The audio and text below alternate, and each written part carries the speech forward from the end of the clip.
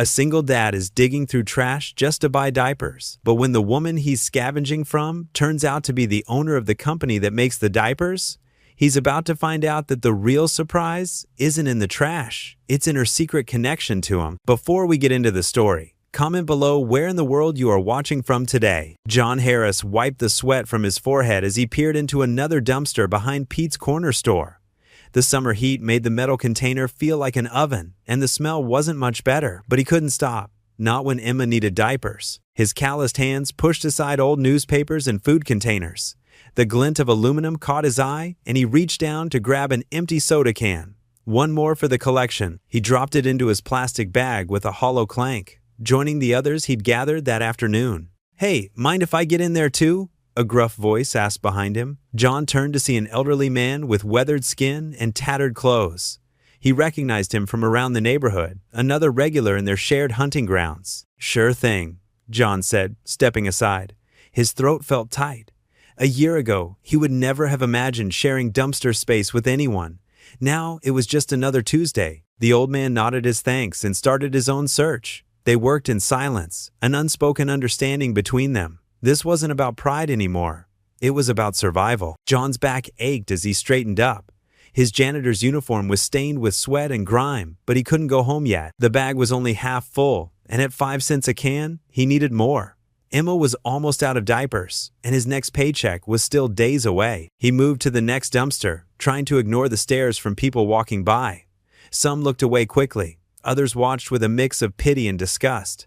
John kept his eyes down, focused on his task. He'd learned to build a wall around himself, to shut out the judgment and shame. The afternoon sun beat down mercilessly as he worked his way through the alley. Each can was a small victory, another nickel toward what Emma needed. His mind wandered to his daughter's smile, the way her eyes lit up when he came home. That thought kept his hands moving, kept him searching. A young woman in business attire hurried past, her heels clicking on the pavement. John caught her whispered, "Oh my God," as she gave him a wide berth. He pretended not to notice, but his jaw clenched. He'd served his country, worked honest jobs all his life. Now, here he was, digging through trash to take care of his little girl. Hours passed, and the sun began to set. John's bag was finally heavy enough to make a difference. He tied it off and started the long walk home. His shoulders slumped with exhaustion. The streetlights flickered on as he made his way through the rough part of town where they lived. Their apartment building loomed ahead, paint peeling from its worn facade. The elevator was broken again, so he climbed 4 flights of stairs, his legs burning with each step. Mrs. Rodriguez from next door had watched Emma while he was out. She was a godsend, never asking for payment she knew he couldn't give. John knocked on his door. 3 quick taps, their special signal. He heard tiny footsteps running across the floor. "Daddy!" Emma's voice called out. Mrs. Rodriguez opened the door, and Emma launched herself at him. John caught her with his free arm, holding her close, her small arms wrapped around his neck. And for a moment, all the day's humiliation faded away. "Thank you again," he said to Mrs. Rodriguez. She smiled warmly. "Anytime, Mr. Harris. She's an angel." She patted Emma's back and headed home. John carried Emma into their small apartment, setting down the bag of cans by the door. The place was cramped. Just one bedroom they shared, a tiny kitchen, and a living room with a worn couch. The wallpaper was peeling in places, and the carpet had seen better days. But it was home. Emma bounced on the couch, her pigtails swaying. "I drawed you a picture, Daddy." "Drew?" he corrected gently, sitting beside her. "Let's see it." She proudly held up a crayon drawing of 2 stick figures holding hands, one tall, one small. The sun smiled down on them from the corner of the paper. John's throat tightened as he looked at it. "It's beautiful, sweetheart," he said, pulling her close. "We'll put it right here on the fridge." Emma beamed as he used a magnet to display her artwork. She might not understand their situation, but her love was pure and unconditional. It made everything worth it. Every can collected, every sideways glance endured. "What's for dinner, Daddy? How about spaghetti?" It was one of the few meals he could stretch across several days. Emma clapped her hands. "With meatballs?" "Not tonight, honey." He hated disappointing her. "But we can pretend the sauce has tiny meatballs hiding in it." She giggled at their familiar game, and John's heart swelled. He might not be able to give her everything, but he could give her love and imagination. Sometimes that had to be enough. As he boiled the pasta, Emma chatted about her day. The pictures she colored, the stories Mrs. Rodriguez read to her, the birds she saw on the windowsill. Her innocent chatter filled their small kitchen with life and warmth. They ate together on the couch, Emma occasionally dropping noodles despite her best efforts with the fork. John watched her, memorizing her smile, the way her nose scrunched up when she concentrated. These were the moments that kept him going, that made tomorrow worth facing. After dinner, he gave her a bath in their tiny bathroom, letting her play with the 2 plastic toys they owned, a rubber duck and a toy boat. She made up stories about them, her imagination transforming their humble surroundings into an ocean of adventure. When it was time for bed, Emma insisted on her favorite bedtime story. John recited it from memory, having long since memorized every word. She fought sleep as always, but eventually her eyes grew heavy. "Love you, Daddy," she murmured as she drifted off. "Love you too, Princess," he whispered, kissing her forehead. Back in the living room, John counted the day's collection of cans. It wasn't enough, not nearly enough. But tomorrow was another day, another chance to provide for his daughter, to give her the life she deserved. He sank onto the couch, his body aching from the day's work. The apartment was quiet now, save for the distant sounds of traffic and the occasional siren. Through the thin walls, he could hear the neighbor's TV, the muffled arguments from upstairs. John looked at Emma's drawing on the fridge, at the smiling stick figures holding hands. Tomorrow, he'd do it all again. The dumpster diving, the stairs, the shame. For her, he'd do anything. Because in the end, they had each other. And that was something no amount of poverty could take away. John sat on the edge of Emma's small bed, watching her chest rise and fall with each peaceful breath. The moonlight filtering through the thin curtains cast shadows across her innocent face. Her brown curls spread across the worn pillow like a halo, and even in the dim light, he could see the slight smile that often graced her features while she slept. "Sweet dreams, Princess," he whispered, his rough hand gently brushing a stray curl from her forehead. The springs creaked as he stood up, and he winced at the sound. But Emma didn't stir. She was used to the noises of their old apartment by now. The rattling pipes, the humming refrigerator, the occasional siren wailing in the distance. John made his way to the kitchen, his joints aching from hours of bending over trash bins. The stack of recycled cans sat on the counter, waiting to be turned in tomorrow. He counted them again, though he knew the number hadn't changed. 23 cans, not nearly enough. The kitchen clock ticked loudly in the quiet apartment. 10:45 p.m. John slumped into a chair at the small table, running his hands over his face. The day's stubble felt rough against his palms. His eyes drifted to Emma's diaper bag hanging by the door. Only one left. His stomach churned at the thought. Sleep wouldn't come easily tonight. John lay in his bed, staring at the water stains on the ceiling. The walls of his bedroom felt like they were closing in, suffocating him with the weight of his responsibilities.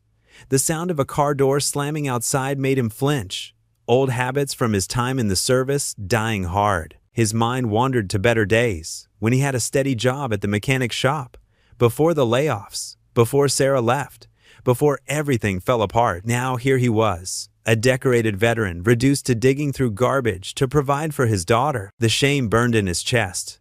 What would his old unit think if they could see him now? What would Emma think when she was old enough to understand? John tossed and turned, his thoughts circling like vultures. He needed to find more cans tomorrow. Maybe check the industrial park? Sometimes the office workers tossed out whole bags of recyclables, but that was across town, and the bus fare would eat into what little he might make. The night stretched endlessly, punctuated by distant traffic and the occasional bark of a neighborhood dog.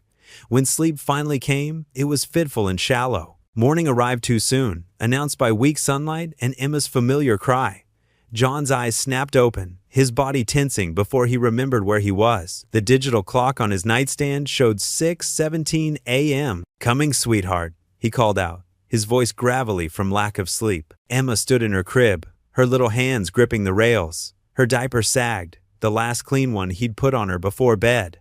Her face lit up when she saw him, and she reached out with both arms. "Dada!" John lifted her, trying to ignore how heavy the wet diaper felt. His heart sank as he carried her to the changing table. The familiar routine felt different this morning, weighted with anxiety. He cleaned her up, using the last diaper from the package with careful precision, making sure the tabs were perfectly secured. No room for waste, no margin for error. After settling Emma in her high chair with some dry cereal, John retrieved his wallet from the kitchen counter. He already knew what he'd find, but he checked anyway, methodically going through every compartment, 3 $1 bills, a handful of receipts, an old military ID that needed updating. The reality of their situation pressed down on him like a physical weight. $3 wouldn't buy even the cheapest pack of diapers. The recycling center wouldn't open for hours. And even then, 23 cans wouldn't be enough. Emma babbled happily in her chair, picking up pieces of cereal with clumsy fingers. She had no idea about their struggles, and that's exactly how John wanted to keep it. But reality had other plans. He watched her eat, his mind racing through options. The local church's donation center didn't open until Monday. The food bank didn't stock diapers. His pride had already prevented him from calling the few friends he had left. He couldn't bear to hear the pity in their voices again. John's hand shook slightly as he poured himself a cup of coffee, the last luxury he allowed himself. The bitter liquid did nothing to settle his churning stomach. Emma would need changing again soon. And then what? The clock on the wall seemed to tick louder with each passing second, marking time until the inevitable crisis. He pulled out his phone, checking the balance on his bank account one more time. The negative number stared back at him, unchanged from yesterday. The overdraft fees had eaten what little cushion he'd had left. Emma's cheerful voice cut through his dark thoughts. "More," she declared, holding up her empty bowl. "Sure thing, princess." John managed to smile, reaching for the cereal box. At least they had enough food for today. The box felt light. Another problem for tomorrow. As he poured more cereal for Emma, his mind kept circling back to the same desperate question. How was he going to get enough money for diapers by the end of the day? The recycling center paid by the pound, and his small collection of cans wouldn't even cover half a package of the cheapest brand. The morning sun crept higher, sending shafts of light through the kitchen window. In better times, this would have been a peaceful moment, sharing breakfast with his daughter, planning their day together. Now, each passing minute only increased his anxiety. John sat at the table, watching Emma eat, trying to keep his expression neutral despite the storm raging in his mind. He had to figure something out. He had to find a way. He was her father, the only parent she had left, and he couldn't fail her. Not in this, not in anything. John trudged down Maple Avenue, his worn boots scuffing against the pristine sidewalk. The early morning sun cast long shadows across perfectly manicured lawns, making him feel even more out of place. His canvas bag, already containing a few cans from earlier, hung heavily at his side. Not from its weight, but from the shame that came with it. This wasn't his neighborhood. The houses here had 3-car garages and professional landscaping. Garden fountains bubbled cheerfully, and the air smelled of freshly cut grass instead of exhaust fume. Each step felt like an invasion into a world where he didn't belong. He pulled his baseball cap lower over his eyes as a jogger passed by, averting his gaze. The woman's expensive running shoes probably cost more than his entire wardrobe. His cheeks burned as he thought about what he was about to do, but Emma's face flashed in his mind. She needed diapers, and his pride wasn't worth more than her comfort. The first few garbage bins yielded nothing but yard waste and regular trash. John moved quickly, efficiently, trying to appear as invisible as possible. His hands trembled slightly as he lifted each lid, the metal cold against his calloused fingers. Years ago, he'd commanded troops in combat zones. Now here he was, digging through strangers' garbage. "Gotta keep moving," he muttered to himself, wiping sweat from his forehead with his sleeve. The morning was warming up fast, and he needed to finish before more residents started their day. Behind a white colonial house, he struck gold, several crushed soda cans, and a bag full of water bottles. He quickly added them to his collection, estimating their value, maybe 50 cents worth. Not nearly enough. As he worked his way deeper into the neighborhood, the houses grew larger and more imposing. Iron gates and security cameras became common sights, making his task more challenging. But experience had taught him that wealthy neighborhoods often had the best haul. People here didn't bother collecting the deposit on cans and bottles themselves. A mansion at the end of a cul-de-sac caught his attention. It was easily the largest house he'd seen yet, with perfectly symmetrical windows and a circular driveway that could fit 6 cars. The property's trash bin sat discreetly behind a row of carefully trimmed hedges. John glanced around, making sure no one was watching. His heart pounded as he slipped behind the hedges. The scratchy branches caught at his jacket, but he pressed forward. The first bin contained nothing useful, just regular household trash. The second bin was filled with recycling, and his spirits lifted at the sight of several wine bottles and aluminum cans. As he reached for them, movement in one of the mansion's windows made him freeze. He held his breath, counting seconds, but no alarm sounded. No angry homeowner emerged, just the curtain shifting in the breeze, he told himself, though his hands shook as he continued his task. He was about to move to the third bin when something caught his eye, a familiar blue and white package peeking out from beneath some newspapers. John's breath caught in his throat. Carefully, he moved the papers aside. There it was, a brand new, unopened box of Pampers diapers. Not just any diapers, but the expensive kind he could never afford. The ones that would keep Emma dry and comfortable all night. The box wasn't even damaged. It looked like it had come straight from the store. John stared at it, uncomprehending. Why would anyone throw away perfectly good diapers? He picked up the box, turning it over in his hands. The size was even right for Emma. It felt surreal, like finding an oasis in the desert. Standing there in the early morning light, surrounded by the trappings of wealth he could never achieve, John felt a strange mix of emotions wash over him. Relief warred with humiliation.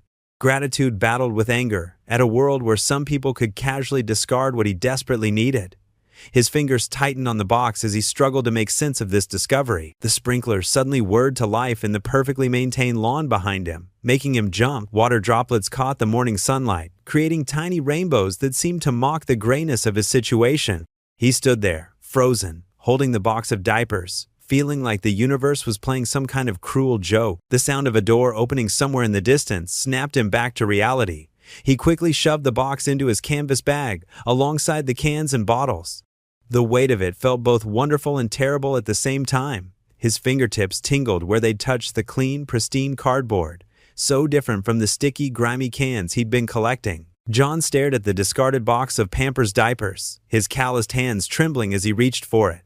The cardboard was barely dented, and the diapers inside looked untouched. In his world, throwing away perfectly good diapers seemed impossible, a luxury he couldn't comprehend. "Mommy says you're my daddy." The small voice behind him made John freeze. His heart hammered in his chest as he slowly turned around, still crouched by the garbage bin. A young boy, no more than 6, stood there in Spider-Man pajamas, his feet bare against the dewy morning grass. His brown eyes were wide with curiosity, not judgment. John's throat went dry. The boy, Charlie, he would later learn, tilted his head, waiting for a response. The morning sun caught his tousled hair, making it glow like a halo. He looked nothing like the dirty, desperate man before him. What? John managed to say, his voice rough from disuse. He straightened up slowly, careful not to frighten the child. The canvas bag of cans clinked softly against his leg. Charlie took a step closer, unafraid. "I heard Mommy talking on the phone. She said my daddy was coming back." He pointed at John with the innocent certainty that only children possess. "And now you're here." John's chest tightened. The situation was becoming more surreal by the second. Here he was, caught digging through trash behind what was clearly a wealthy family's home, being mistaken for someone's father. He glanced around nervously, expecting angry shouts or security guards. "Listen, buddy," John started, his voice gentle despite his anxiety. "I think there's been a mix-up. I'm not..." "Charlie, what are you doing outside?" A woman's voice cut through the morning air like a knife. John's stomach dropped as rapid footsteps approached from around the corner of the house. He thought about running, but knew that would only make things worse. Martha Bennett appeared, wrapped in an expensive-looking robe, her face pinched with worry. She stopped short when she saw John, her eyes darting between him and her son. Her hand instinctively reached for Charlie's shoulder. "I'm sorry," John blurted out, holding up his hands. "I was just looking for cans. I didn't mean any harm." The words tumbled out, desperate and ashamed. He could feel his face burning red beneath his stubble. Martha's expression shifted from concern to something else. Recognition, perhaps, or pity. She studied his worn jacket, the canvas bag of cans, the dark circles under his eyes. Her grip on Charlie's shoulder loosened slightly. "Charlie, sweetheart," she said, her voice softening. "Go back inside. It's too early to be out here." "But Mom," Charlie protested. "You said..." "Now please." Her tone left no room for argument, though it remained gentle. Charlie gave John one last curious look before trudging back toward the house, his bare feet leaving tiny prints in the grass. Once Charlie was out of earshot, Martha turned back to John. He expected anger or disgust, but instead found something that looked almost like understanding in her eyes. She reached into her robe pocket and pulled out her wallet. "Here," she said, extending a $20 bill toward him. "For your trouble." John stared at the money, shame, and pride warring in his chest. the same amount he'd need for a pack of diapers. The irony wasn't lost on him. "Ma'am, I don't—" "Please," she interrupted, her voice quiet but firm. "Take it. And I'm sorry about Charlie. He's been having a hard time understanding some things lately." John hesitated for a moment longer before accepting the money. His fingers brushed against hers as he took it, and he noticed how soft her hands were compared to his calloused ones. The contrast made him acutely aware of the gulf between their worlds. "Thank you," he mumbled, carefully folding the bill and putting it in his pocket. "I'm sorry about going through your trash. It won't happen again." Martha's expression was unreadable as she looked at him. She opened her mouth as if to say something more, then seemed to think better of it. Instead, she just nodded, wrapping her robe tighter around herself. John picked up his bag of cans, the familiar clink of aluminum providing a strange comfort in this uncomfortable moment. He glanced once more at the box of diapers, still sitting by the bin, then turned away. Even with the $20 in his pocket, he couldn't shake the feeling that he'd lost something in this exchange. As he walked away, he could feel Martha's eyes on his back. The weight of Charlie's words still hung in the air. "Mommy says you're my daddy."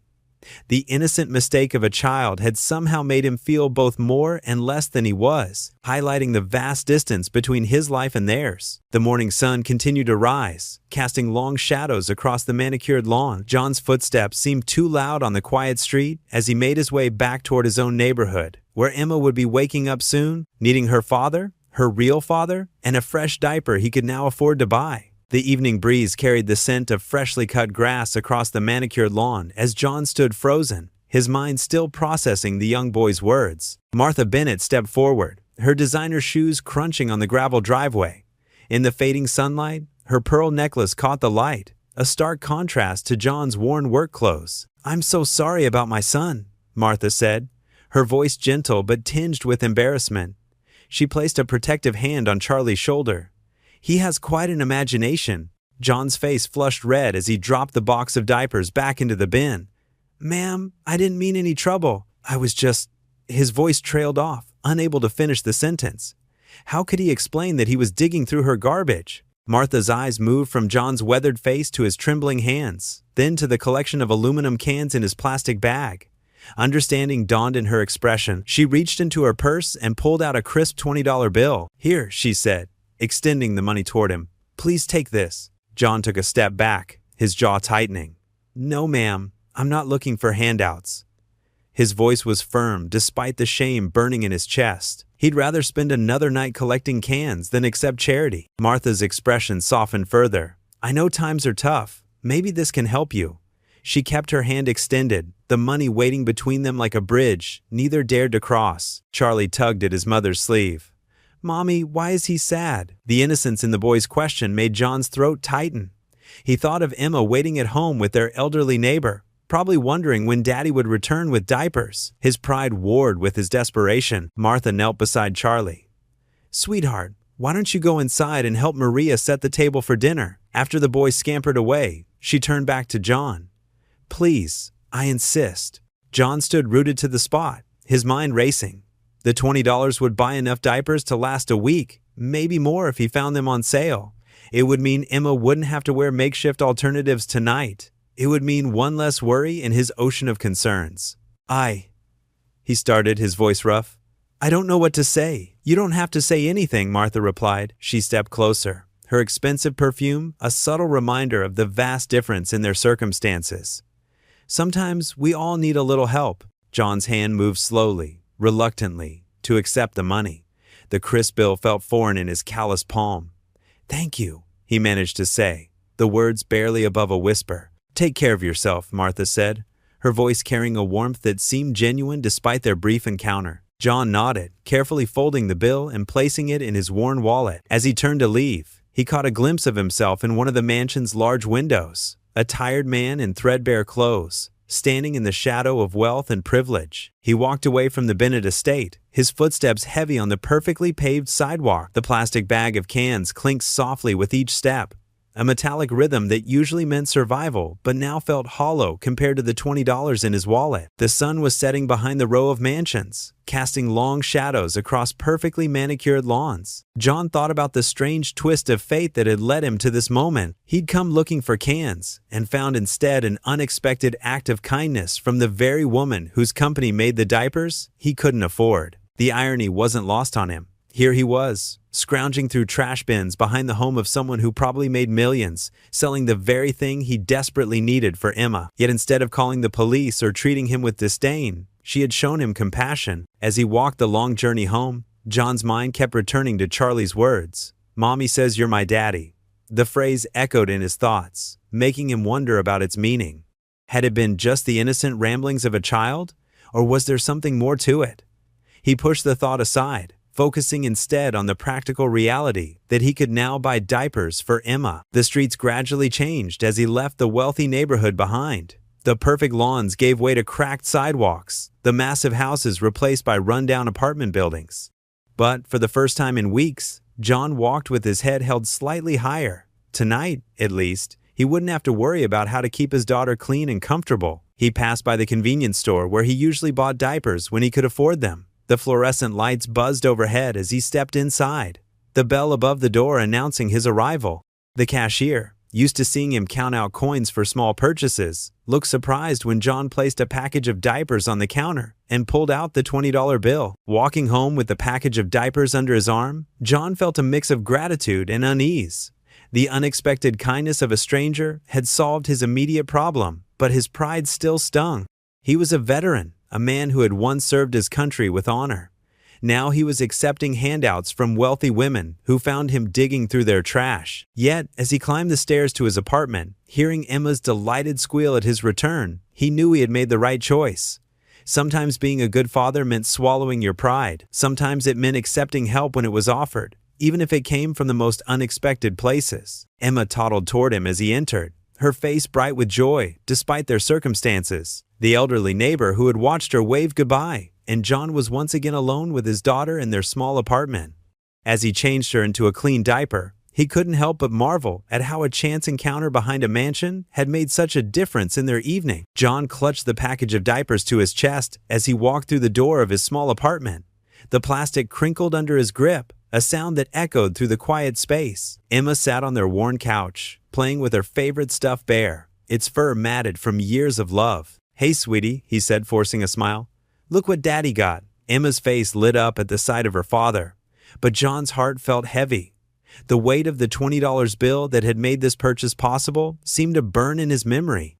He set the diapers on the rickety kitchen table and ran his hand over the smooth packaging. The apartment walls, stained with watermarks and peeling paint, seemed to close in around him. A draft whistled through the crack under the front door, carrying with it the smell of their neighbor's cooking. John sank into the lone kitchen chair, its wooden legs creaking under his weight. "Come here, baby girl," he called to Emma. She toddled over, clutching her bear. John lifted her onto his lap, breathing in the sweet smell of her hair. "You know Daddy loves you, right?" Emma nodded, playing with the buttons on his shirt. Her innocent touch made his throat tight. He thought about Martha Bennett's kind eyes, the way she'd pressed the money into his hand despite his protests, the shame of accepting help from a stranger mixed with the relief of being able to provide for his daughter. John's callous fingers traced the edge of the diaper package. The brand name stared back at him, the same luxury brand he'd found in Martha's trash. The irony wasn't lost on him. Here he was, buying expensive diapers with charity money from the very woman who owned the company. "Time for a change, sweetheart," he said, standing up with Emma in his arms. As he laid her down to change her diaper, his movements were gentle but mechanical. Each motion reminded him of his dependence on others' kindness. The sun had begun to set, casting long shadows across their small living room. Through the thin walls, he could hear the sounds of life in the apartment complex. A baby crying, a television blaring, voices arguing. This was his world now, so different from his days in the military when he'd had purpose, pride. Across town, in a different world entirely, Martha Bennett stood in her marble-floored kitchen. The chandelier above cast warm light across the granite countertops as she prepared a cup of tea. Her hands trembled slightly as she heard the familiar sound of Richard's car pulling into their circular driveway. The front door opened, and Richard's footsteps echoed through the foyer. "Martha?" His voice carried authority, even in a simple greeting. Martha set her teacup down carefully. "In the kitchen, dear." Richard appeared in the doorway, his tailored suit still crisp despite the late hour. He loosened his tie and studied his wife's face. "You look troubled." Martha wrapped her hands around her teacup, drawing comfort from its warmth. "Something happened today," she began, choosing her words carefully. "There was a man behind the house, going through our recycling." Richard's expression darkened. "Did you call security?" "No, it wasn't like that." Martha took a deep breath. "He was looking for cans to recycle. He's a single father, Richard. Charlie even spoke to him." "Charlie what?" Richard's voice sharpened. He strode to the kitchen island, placing his briefcase down with more force than necessary. "You let our son talk to some vagrant?" "He's not a vagrant," Martha protested. "He's just fallen on hard times. I gave him some money for diapers." The silence that followed was deafening. Richard's jaw clenched as he stared at his wife.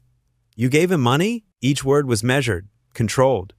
"Martha, we've talked about this. We have proper channels for charity." "It was just $20, Martha said, her voice small. "That's not the point." Richard began pacing the kitchen, his expensive shoes clicking against the floor. "Do you have any idea how it looks when my wife hands out money to people digging through our trash? We have a reputation to maintain." Martha set her teacup down with a soft clink. "He needed help, Richard. What was I supposed to do?" "Direct him to one of our foundations. That's what they're there for." Richard stopped pacing and fixed Martha with a stern look. "We don't associate with people like that directly. It's not appropriate for someone in our position." "Someone in our position?" Martha repeated softly, looking down at her hands. "Sometimes I wonder if our position has made us forget what it means to be human." Richard's expression hardened. "Don't start with that bleeding heart nonsense. We do plenty for the less fortunate through proper channels, but you cannot be seen giving handouts to every desperate person who wanders onto our property. What's next? Will you invite him to dinner?" Martha's silence spoke volumes. "Listen to me carefully," Richard said, his voice low and intense. "You will not help that man again. If you see him around our property, you will call security.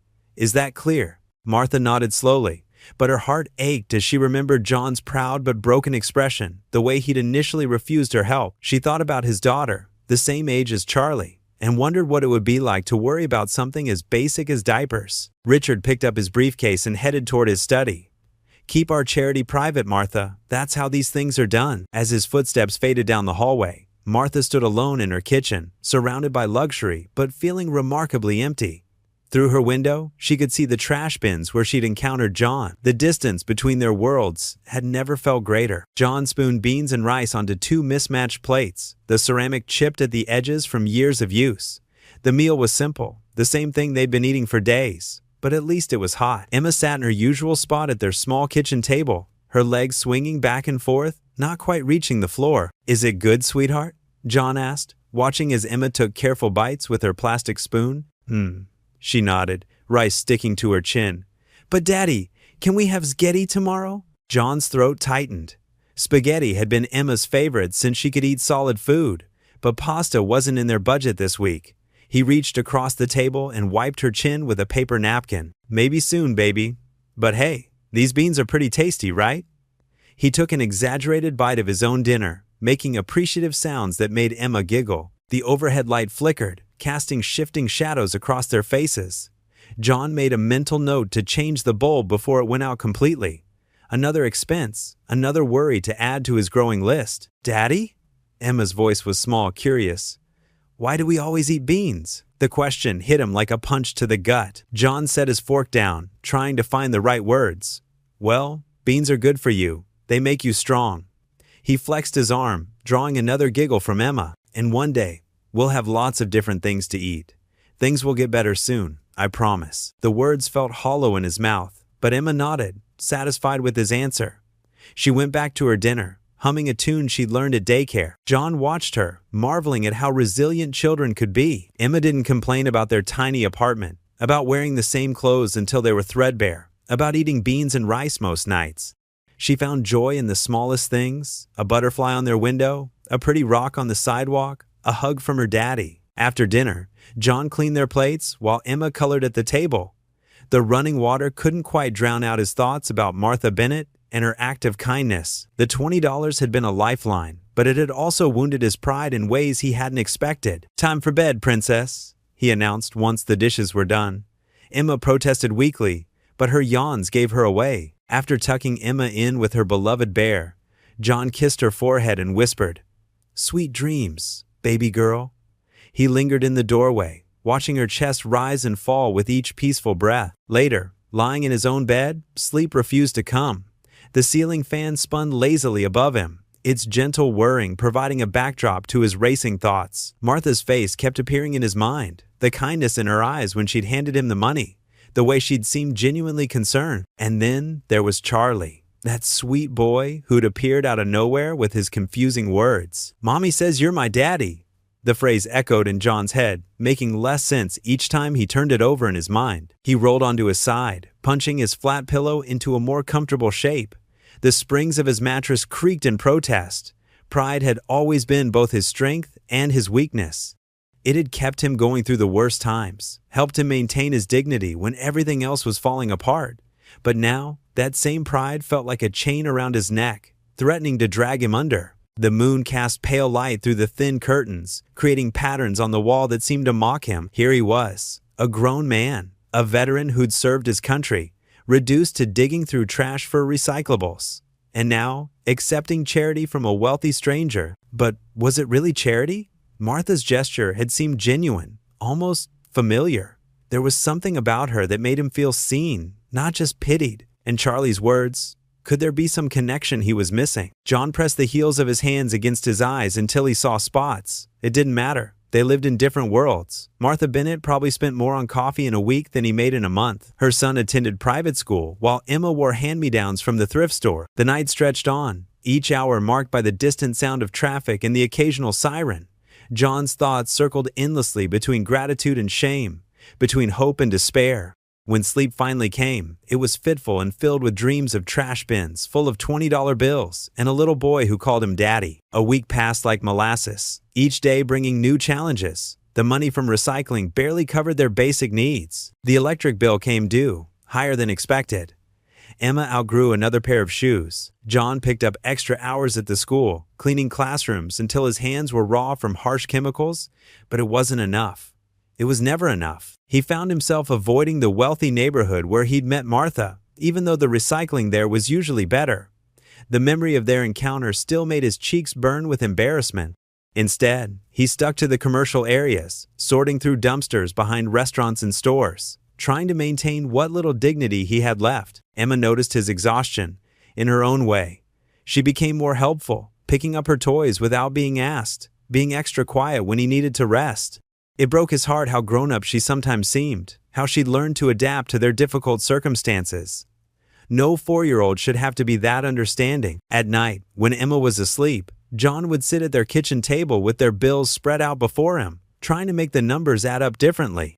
But math was math, and no amount of creative accounting could change their reality. The gap between what they needed and what they had kept growing wider, like a canyon splitting open beneath his feet. And still, in quiet moments, his thoughts would drift to Martha Bennett and her son, to the kindness in her eyes and the mystery of Charlie's words, to the strange feeling that there was more to their brief encounter than he understood.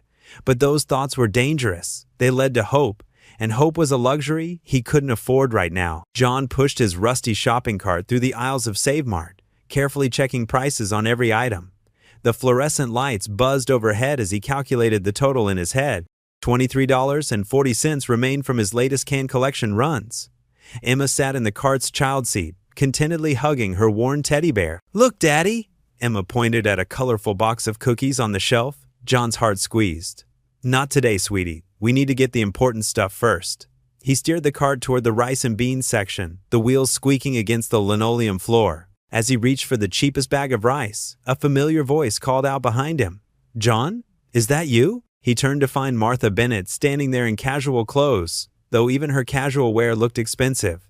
She wore designer jeans and a simple white blouse that probably cost more than his monthly rent. Despite her wealth, her smile seemed genuine. "Oh, hello, Mrs. Bennett," John said, straightening up.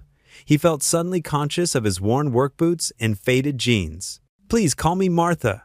She glanced at Emma and her face lit up. "And who's this little angel?" "This is Emma," John said, his voice softening with pride despite his discomfort. Hi, Emma waved enthusiastically, making Martha laugh. She's adorable, Martha said, then lowered her voice. Listen, John, I've been thinking about you since we met.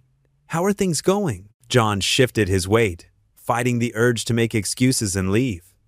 We're managing, he said simply. Martha's eyes took in their nearly empty cart, lingering on the single bag of rice. You know, I actually wanted to talk to you about something. She moved closer, speaking quietly. Our company is hosting a community event this weekend. It's a job fair combined with a family fun day, games for the kids, free food, that sort of thing. John's grip tightened on the shopping cart handle. That's nice of you, but before you say no, Martha interrupted gently, please hear me out. There will be several veteran-friendly companies there, including some construction firms and mechanical workshops. I remember you mentioned your background in mechanics during our last conversation. Emma bounced in her seat. Daddy, can we go, please? John looked at his daughter's hopeful face, then back at Martha. Her expression held no pity, just genuine concern and something else, understanding, maybe. There's no pressure, Martha continued, but there will be good food, activities for Emma, and who knows, you might find something interesting. She reached into her purse and pulled out an elegant business card. Here's my direct number. The event is this Saturday at Memorial Park. Starts at 10 a.m. John hesitated before accepting the card. The thick paper felt expensive between his fingers. Think about it, Martha said. She smiled at Emma again. It was lovely meeting you, sweetheart. As she turned to leave, she paused and reached for something on a nearby shelf. It was the box of cookies Emma had been eyeing earlier. She placed them in their cart. A little treat never hurt anyone, she said with a wink, then walked away before John could protest. Emma clapped her hands in delight while John stood there, the business card burning a hole in his pocket. Part of him wanted to run after Martha and return the cookies, to prove he didn't need charity. But another part, the part that watched Emma's eyes light up at the sight of the treats, made him stop. He looked down at their cart. Rice, beans, and now these unexpected cookies. Maybe it was time to swallow his pride? Just a little. Maybe Martha was right. What did he have to lose by attending the event? Emma hugged her teddy bear tighter. Can we really go to the party, Daddy? John ran a hand through his hair, studying his daughter's hopeful expression.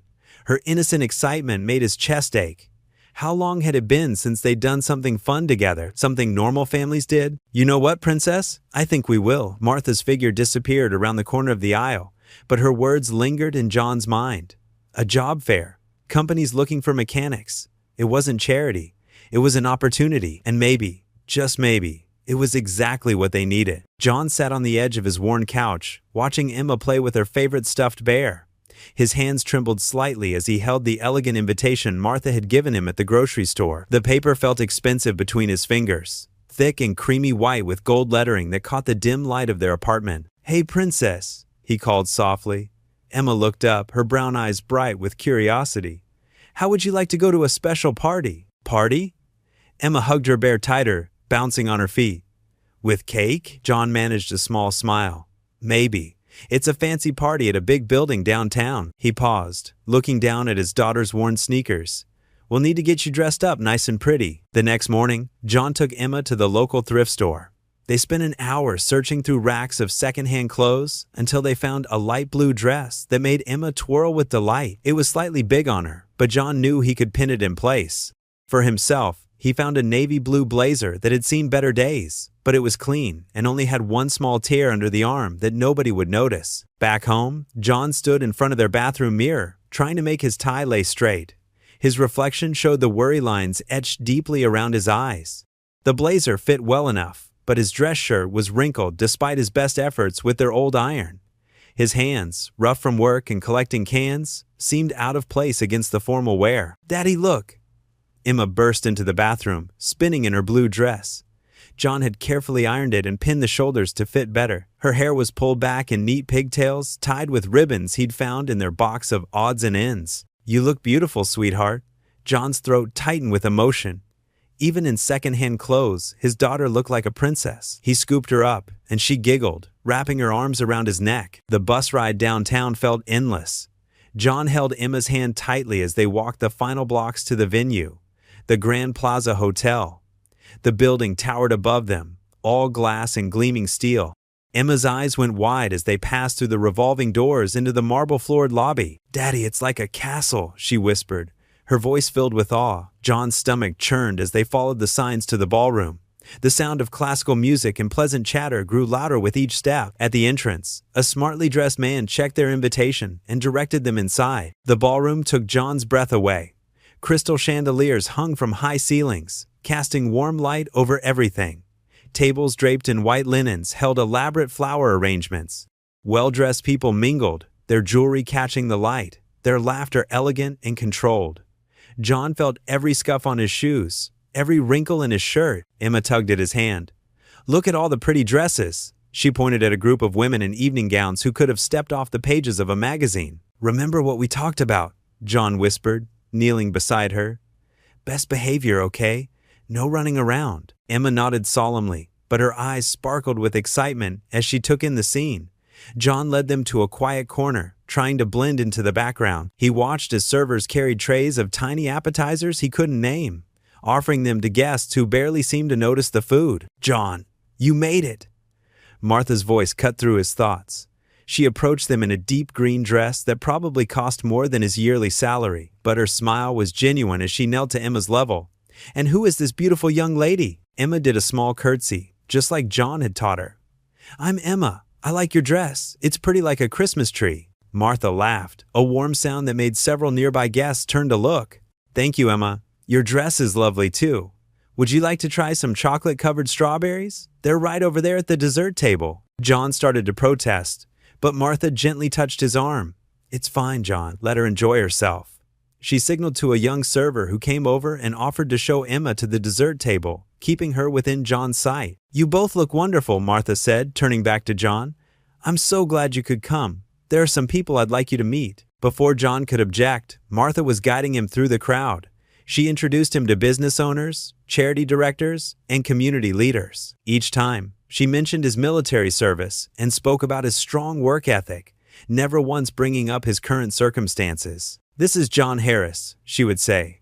"He served our country with distinction." Or, "John has such insight into our community's needs." With each introduction, John felt increasingly confused. Part of him was grateful for Martha's kindness, for the way she presented him as someone worthy of these people's time. But another part felt ashamed, knowing he would return to his shabby apartment after this glimpse of luxury, knowing these people would forget him as soon as he left. He watched Emma at the dessert table, carefully eating a strawberry, her manners perfect despite her obvious excitement. She caught his eye and waved, chocolate smeared on her chin. In that moment, John felt the full weight of the contrast between their daily life and this glittering event. Martha touched his arm again, drawing his attention back. "Are you all right?" she asked quietly. "I'm not sure I belong here," John admitted, his voice barely above a whisper. "Everyone belongs where they're welcomed," Martha replied. "And you're very welcome here, John." But as more elegant guests arrived and the music swelled, John couldn't shake the feeling that he was an imposter in their world. He stood straighter, tried to smile more naturally, all while knowing that his carefully pressed thrift store clothes and rough hands marked him as different from these polished, privileged people. Emma returned to his side, her face glowing with happiness, and John forced his doubts aside.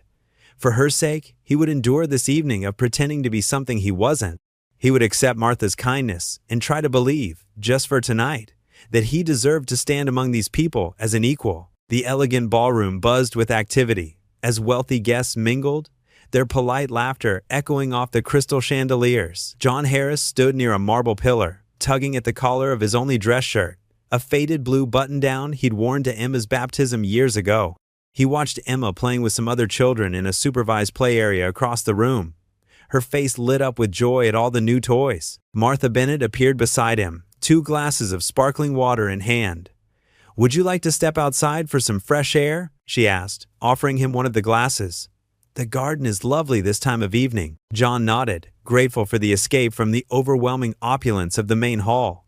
He followed Martha through French doors that opened onto a terrace overlooking perfectly manicured gardens. The early evening air was cool and refreshing, carrying the sweet scent of blooming jasmine. They settled onto a stone bench tucked away in a quiet corner.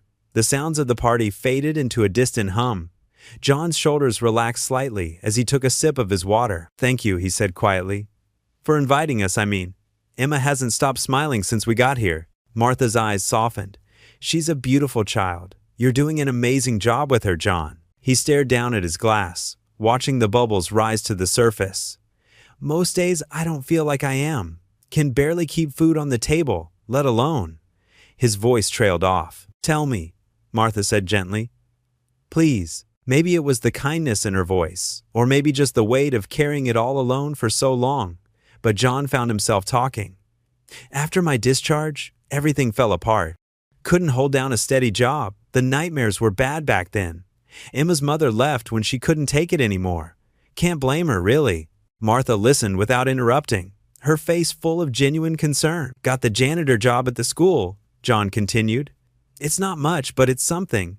Except the bills keep piling up. And Emma, she's growing so fast. Needs new clothes, diapers, food. He rubbed his face with his free hand. Sometimes I look at her and wonder if she'd be better off with someone else. Someone who could give her everything she deserves. John, Martha said firmly, that little girl adores you. I've been watching you with her tonight. The way she keeps looking for you, how her whole face lights up when she catches your eye. That's worth more than any amount of money. Maybe, John said, his voice rough. But love doesn't buy diapers or put food on the table. Martha set her glass down on the bench between them. Can I tell you something? All this, she gestured toward the grand building behind them, it looks perfect from the outside. But sometimes I feel just as trapped as you do, just in a different way. Richard, my husband, he has very specific ideas about how things should be, who we should associate with, how we should act. John glanced at her, surprised by her candor. What I'm trying to say is, Martha continued, sometimes the things that look like blessings from the outside can feel like cages, and sometimes the things that look like struggles from the outside can be the most meaningful parts of life. They sat in comfortable silence for a moment, watching the sky turn purple with approaching dusk. I want to help you, John, Martha said finally. Not because I feel sorry for you, but because I see something in you. Strength, dignity, love for your daughter. You deserve a chance to build the life you both deserve. John tensed. I'm not looking for handouts. I know, Martha interrupted softly. That's not what I'm offering. I'm offering an opportunity, but you'll have to trust me. Can you do that? John looked at her for a long moment. In the growing darkness, her face was sincere, her eyes kind. He thought about Emma, about the joy in her face as she played with toys she'd never had access to before. He thought about all the nights he'd lain awake, wondering how he'd make it through another day. Why? He asked finally. Why would you want to help someone like me? Martha smiled, a hint of sadness in her expression. Because everyone deserves a second chance. Because you're not afraid to work hard. Because that little girl deserves to see her father succeed. She paused. And because sometimes helping others is the best way to help ourselves. John took a deep breath, feeling the weight of the moment. Everything in him wanted to refuse, to maintain his independence, to prove he could do it all on his own. But Emma's face floated in his mind. Her smile, her trust, her unwavering belief in him. Okay, he said quietly. I trust you. Martha nodded, relief evident in her expression. Thank you, she said. You won't regret this. The sounds of the party started to die down behind them, signaling the end of the evening. John stood, knowing it was time to collect Emma and head home.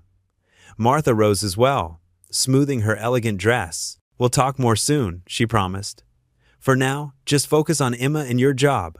Let me handle the rest. As they walked back toward the French doors, John felt something he hadn't experienced in a long time. Hope. It was small and fragile, like a newly sprouted seed.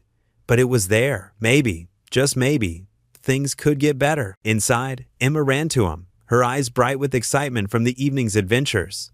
He scooped her up, breathing in the sweet smell of her hair, holding her close. Martha watched them with a gentle smile before disappearing into the crowd of departing guests. The elegant ballroom buzzed with conversation and the gentle clink of champagne glasses. John Harris stood near a decorative column, watching Emma play with some of the other children on the polished marble floor. Despite feeling out of place in his second-hand suit, a small smile tugged at his lips as he saw his daughter laughing without a care in the world. Martha Bennett approached him again, carrying 2 glasses of sparkling water.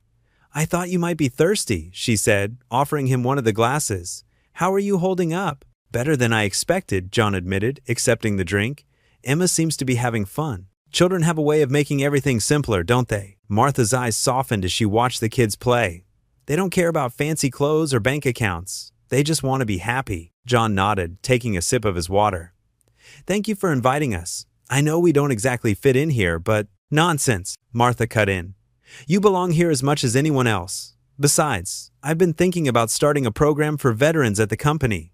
Your perspective could be valuable. Before John could respond, a sharp voice cut through their conversation. Martha, darling, what are you doing? Richard Bennett strode toward them, his expensive suit perfectly tailored and his face twisted in barely concealed disgust. He placed a possessive hand on Martha's shoulder, but his cold eyes were fixed on John. I was just discussing some business ideas with Mr. Harris, Martha said, her voice tight. Business ideas? Richard laughed, the sound harsh and mocking. With someone who digs through our garbage? Really, Martha, you can't be serious. John's face burned with shame and anger. Around them, other guests had fallen silent, turning to watch the scene unfold. Richard, please, Martha whispered, but her husband ignored her. Let me guess, Richard continued, his voice carrying across the now quiet ballroom. You thought you could play fairy godmother to this charity case? Help him clean up and pretend he belongs here? He gestured at John's ill-fitting suit. Look at him. He can barely afford to dress himself properly. Emma stopped playing and looked up at the sound of raised voices. John's heart clenched when he saw her confused expression. That's enough, John said quietly, his hands clenching into fists at his sides. You don't know anything about me. Oh, but I do, Richard sneered. You're just another welfare case looking for a handout. Did you think if you got close enough to my wife, she'd solve all your problems, pay your bills, buy your daughter's diapers so you don't have to fish them out of the trash? Several guests gasped. John felt the blood drain from his face as the words hit him like physical blows. The shame of that day, of being caught going through their garbage, came rushing back. Martha stepped forward. Richard, stop this right now. You're being cruel. Cruel? Richard scoffed. I'm being realistic. People like him. He jabbed a finger in John's direction. They're always looking for an angle, always trying to take advantage of kind-hearted people like you. John's vision blurred with angry tears. He could feel dozens of eyes on him, hear the whispers starting to circulate. Emma had begun to cry, picking up on the tension in the room. You think you know me? John's voice shook with suppressed rage. You think because you have money, you can judge my worth? I served my country. I work every day to provide for my daughter. I never asked for your wife's help. She offered it. And that's exactly the problem, Richard spat. She offers, and people like you just take and take until there's nothing left. John stepped forward, his fists clenched so tight, his knuckles were white. For a moment, he imagined striking that smug look off Richard's face. But then he heard Emma's frightened whimper, and the fight drained out of him. Emma, he called, his voice rough. Come here, baby, we're leaving. His daughter ran to him, wrapping her small arms around his legs. John picked her up, holding her close as she buried her face in his neck. John, wait, Martha pleaded, reaching for his arm. Please don't go. He jerked away from her touch. Thank you for your kindness, Mrs. Bennett, he said formally, his voice hollow. But your husband's right about one thing. I don't belong here. With his daughter in his arms and his dignity in tatters, John walked toward the exit. Behind him, he could hear Martha arguing with Richard, could feel the stares and whispers following him out, but he didn't look back. In the parking lot, the cool night air hit his face like a slap. He buckled Emma into her car seat, his hands shaking so badly he had to try twice before the clasp clicked into place. Daddy? Emma's voice was small and worried. Why was that man being mean? John's throat tightened painfully. Sometimes people can be mean, sweetheart, but it doesn't matter. We have each other, right? Right. She nodded, but her lower lip trembled. As John drove home through the darkened streets, his humiliation turned to anger, then to a deep, aching sadness. He'd allowed himself to hope, to believe that maybe things could be different. But Richard Bennett had shown him the truth. No matter how hard he tried, people like them would always look down on people like him. When they finally reached their small apartment, John carried a sleeping Emma to her bed. He tucked her in gently, brushing her hair back from her forehead. Looking at her peaceful face, he felt something inside him break. He sank down onto the threadbare couch in their living room, put his head in his hands, and let the tears come. All the pride he'd been holding on to, all the dignity he'd tried to maintain, it felt meaningless now. He was right back where he started, maybe even lower than before. The suit he'd borrowed from the thrift store suddenly felt like it was choking him. He yanked off the tie and threw it across the room, then slumped back on the couch, staring at the water-stained ceiling. Tomorrow, He'd have to get up and face another day of scraping by, of trying to make ends meet. But tonight, in the quiet darkness of his apartment, John Harris finally let himself feel the full weight of his defeat. The tiny apartment felt even smaller than usual as John paced back and forth across the worn carpet. Empty cans lay scattered on the kitchen counter, waiting to be recycled, a constant reminder of his daily struggle. The humiliation from Richard Bennett's words at the event still burned in his chest like hot coals. Emma sat on their threadbare couch, coloring in her second-hand coloring book. Her innocent humming stood in stark contrast to the storm raging inside John's head. He glanced at her, trying to keep his face neutral despite the anger and shame coursing through him. "Daddy, look!" Emma held up her drawing, crayon marks bleeding through the thin paper. "It's us at the party." John's throat tightened as he looked at the crude figures. Stick people surrounded by what looked like stars and balloons. The memory of Richard Bennett's sneering face flashed through his mind. "That's beautiful, sweetheart," he managed, his voice rough. He turned away quickly, pretending to busy himself with organizing the recycling. The events of the party played on repeat in his mind. Richard's words echoed. "People like you don't belong here." The way the other guests had stared, some with pity, others with disdain, the burning shame as he'd walked out, leaving Martha standing there with her hand half raised as if to stop him. A knock at the door startled him from his thoughts. Through the peephole, he saw Martha Bennett standing in the dimly lit hallway, looking out of place in her expensive clothing. John's hand hesitated on the doorknob. Part of him wanted to pretend he wasn't home, to avoid facing her after what happened. But Emma had heard the knock. "Someone's here, Daddy," she called out excitedly. With a deep breath, John opened the door. Martha stood there, her usual confident demeanor replaced by something more uncertain. "John, I needed to talk to you." "Mrs. Bennett," he said stiffly, using her formal name as a barrier between them. "This isn't a good time." Emma appeared behind him, peeking around his legs. "Hi, Mrs. Martha," she chirped. Martha's face softened at the sight of Emma. "Hello, sweetheart. That's a lovely drawing you're working on." John stepped aside reluctantly, knowing he couldn't turn Martha away with Emma watching. The contrast between Martha's tailored outfit and their shabby apartment made him acutely aware of every stain on the carpet, every crack in the walls. "Emma, honey, why don't you go color in your room for a bit?" John suggested gently. Once Emma had disappeared into the small bedroom, Martha spoke. "John, I came to apologize for Richard's behavior. What he said was cruel and completely unacceptable." "You don't need to apologize for your husband," John replied, his voice tight. He made his feelings quite clear. Martha took a step forward. "Please, let me help. I know you're struggling, and I have the means to." "To what?" John cut her off, his voice low but intense. "To throw money at the problem? To make yourself feel better about living in that mansion while people like me dig through your trash?" The words came out harsher than he'd intended, but the weight of his pride and pain pushed them forward. Martha flinched slightly but held her ground. "That's not fair, John. I genuinely want to help you and Emma." "Why? Because we're your charity case? Your good deed for the month?" He ran a hand through his hair in frustration. "You live in a different world, Mrs. Bennett. A world where people like your husband look down on people like me. And maybe you mean well, but your help, it just reminds me of everything I can't provide for my daughter." Martha's eyes filled with tears.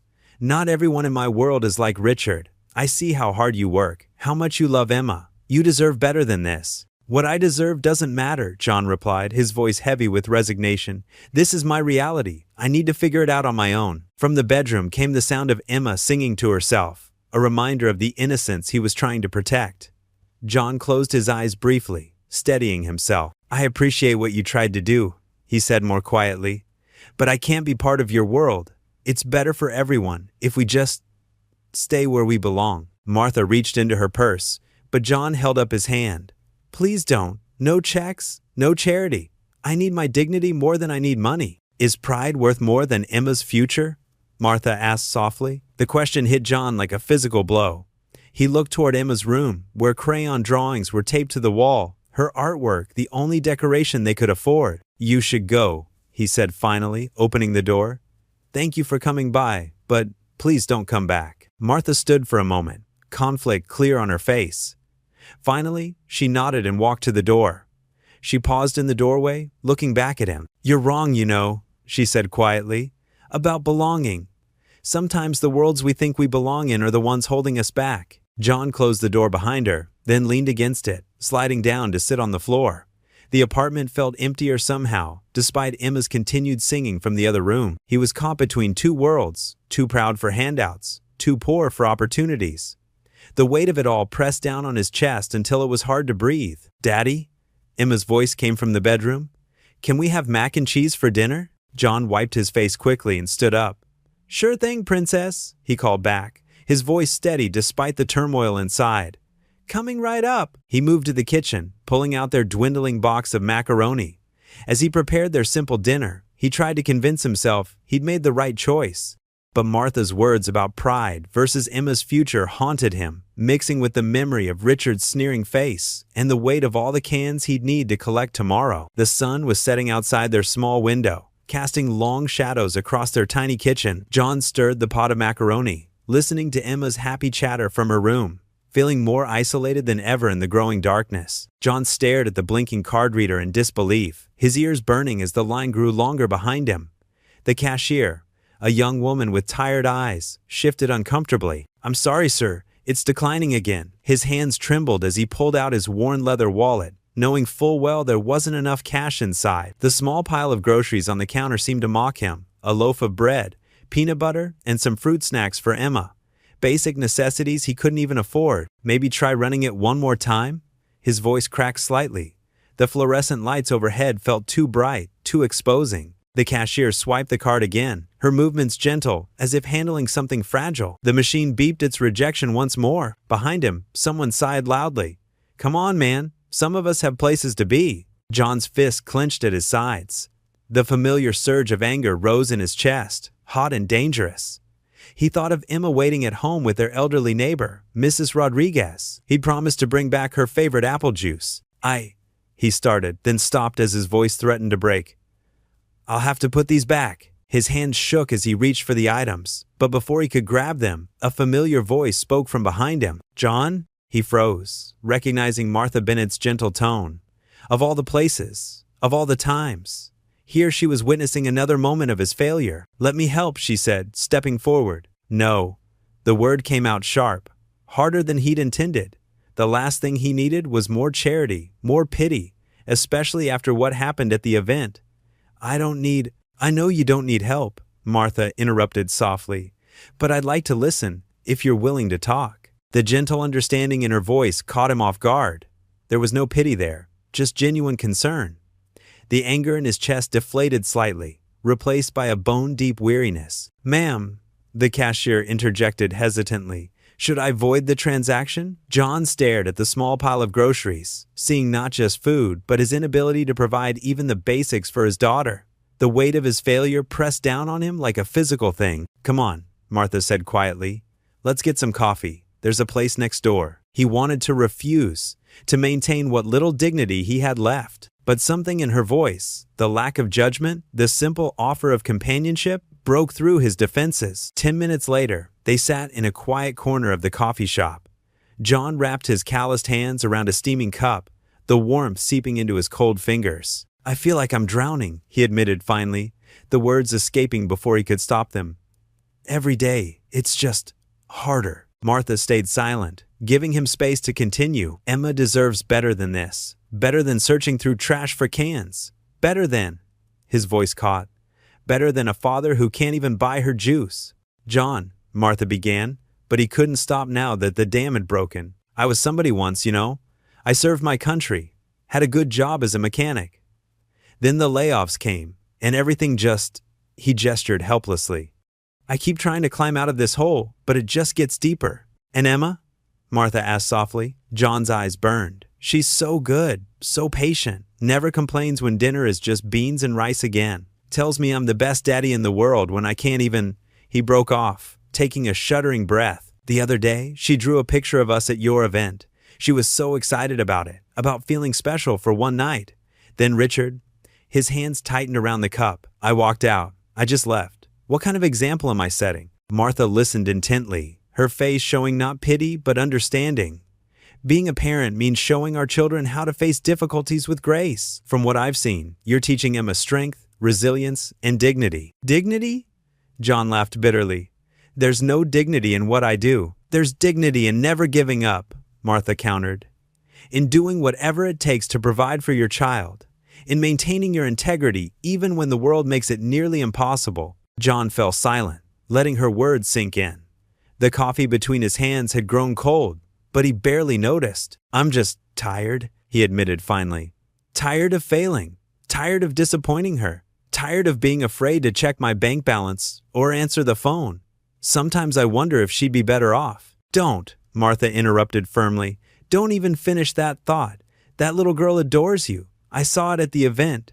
The way she looks at you like you hang the moon. Money doesn't make a good parent, John. Love does." Something in her words struck a chord, and John felt his carefully constructed walls beginning to crumble. His shoulders shook as he tried to hold back the tears that had been building for months. "I just want to give her a better life," he whispered, voice raw with emotion. "Is that too much to ask?" Martha reached across the table, not to offer money or solutions, but simply to place her hand on his arm in a gesture of support. "No, John, it's not too much to ask at all." They sat there in the quiet coffee shop, two people from different worlds finding common ground in the simple act of sharing pain. For the first time since the humiliation at the event, John felt the tight knot in his chest begin to loosen, if only slightly. Outside, the afternoon sun cast long shadows through the window, marking the passage of time. John knew he needed to get back to Emma soon, but for now, he allowed himself this moment of vulnerability, of being truly heard without judgment. John sat at his kitchen table, the laptop Martha had lent him humming softly in the quiet apartment. Emma was already asleep in her small bedroom, her gentle breathing a reminder of why he needed to make this change. The Veterans Job Training Program application glowed on the screen, waiting for him to take the first step. His cursor hovered over the form. The past week's conversations with Martha had slowly chipped away at his stubborn pride. She hadn't pushed or pressured him, just listened as he shared stories about his military service, his struggles after coming home, and his dreams for Emma's future. "You can do this, Harris," he muttered to himself, remembering his old drill sergeant's words. His fingers began typing, filling in the basic information first. Name, age, years of service. Each keystroke felt like moving through thick mud, but he pressed on. The essay portion loomed before him. "Please explain why you would be an ideal candidate for this program." John's hands trembled slightly as he positioned them over the keyboard. Martha's words from their last conversation echoed in his mind. "Your strength isn't just in what you've endured, John. It's in how you keep going for Emma." He began typing, slowly at first, then with growing confidence. "I served my country for 8 years, but my most important service now is being a father to my daughter. Every day, I fight a different kind of battle, not for territory or against an enemy, but for a better future for her. This program isn't just about me. It's about showing her that no matter how hard things get, we never stop trying to improve ourselves." The words flowed easier now, his story unfolding on the screen. He wrote about his mechanical experience in the military, his dream of working with his hands again, and his determination to provide a stable life for Emma. The midnight hours ticked by as he refined each paragraph, making sure every word counted. When morning came, Emma found him still at the table, rubbing his tired eyes but wearing a small smile.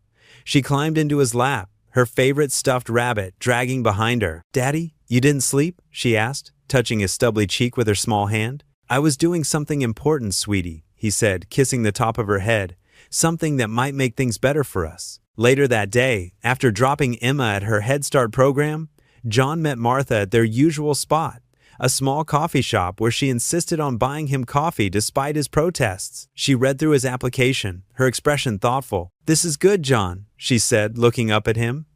"Really good. You're not just telling them what you can do, you're showing them who you are." "You think it's enough?" he asked, his voice quiet with uncertainty. Martha set the papers down and met his eyes. "More than enough. You've served your country, you're skilled with mechanics, and most importantly, you have the drive to succeed. They'd be foolish not to see that." John nodded, taking a deep breath. With Martha watching, he clicked the submit button. The application disappeared into cyberspace, carrying with it his hopes for a better future. The next few days stretched like years. John continued his janitorial work at the school, collecting cans when necessary. But something had changed. There was a spark of hope in his chest that hadn't been there before. 1 week later, John was cleaning the school hallways when his phone buzzed. An email notification appeared on the screen. His heart jumped when he saw the sender, Veterans Job Training Program. His hand shook so badly he had to lean against the wall to steady himself. The subject line read, Application status update.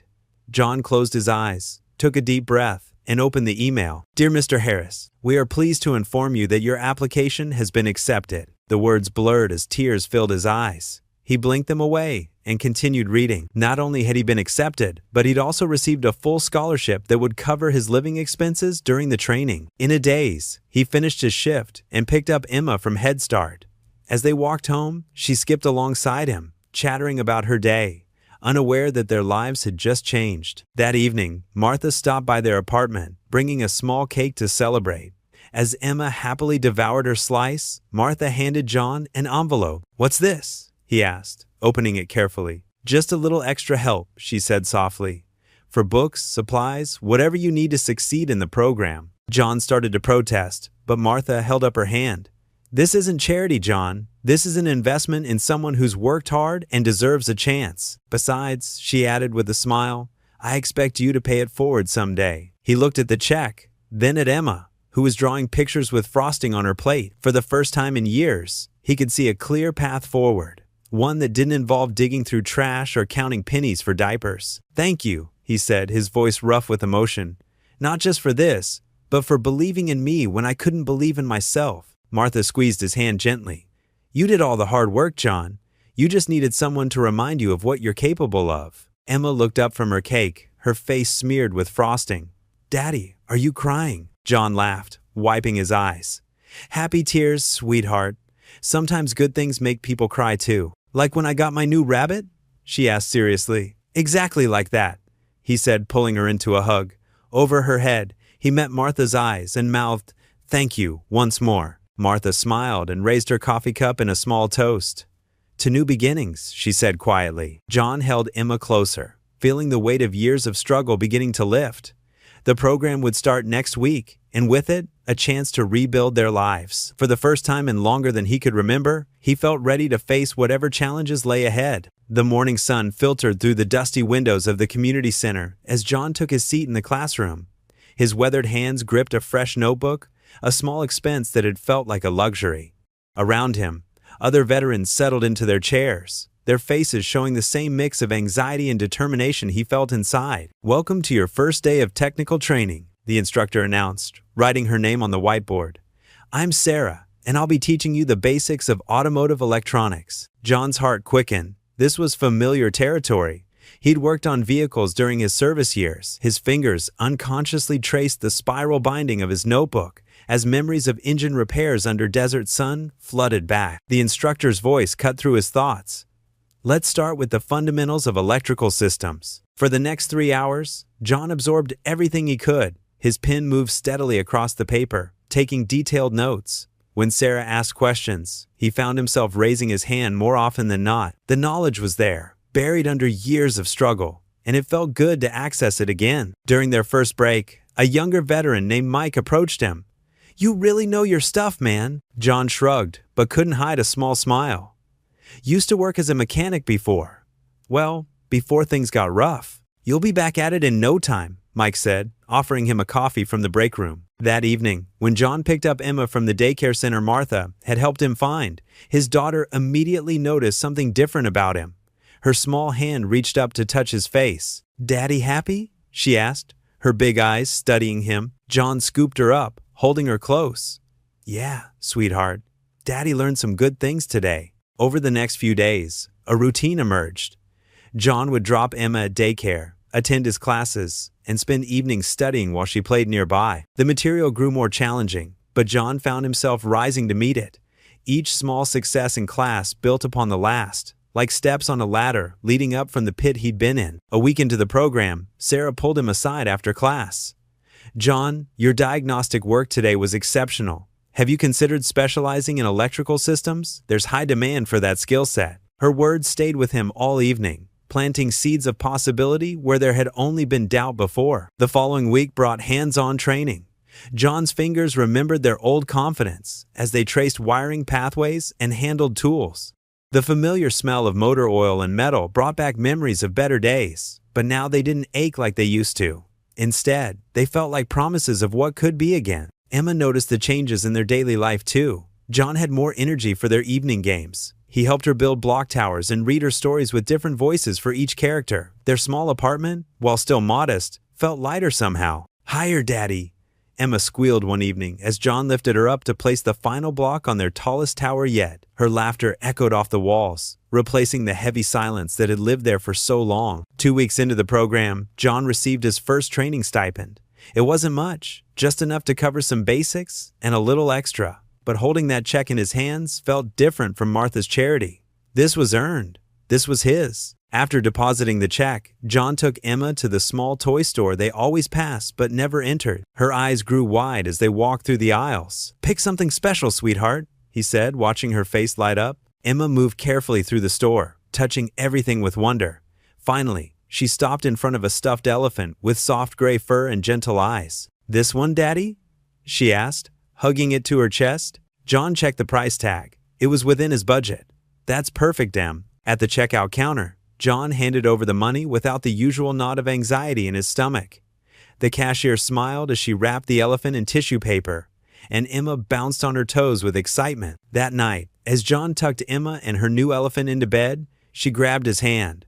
"Thank you, Daddy," she whispered, her eyes already heavy with sleep. John sat on the edge of her bed for a long moment, watching his daughter curl around her new toy. The streetlight outside cast a gentle glow through the window, and for the first time in years, the shadows in the corner didn't seem so dark. Back in the living room, John spread his textbooks across the kitchen table.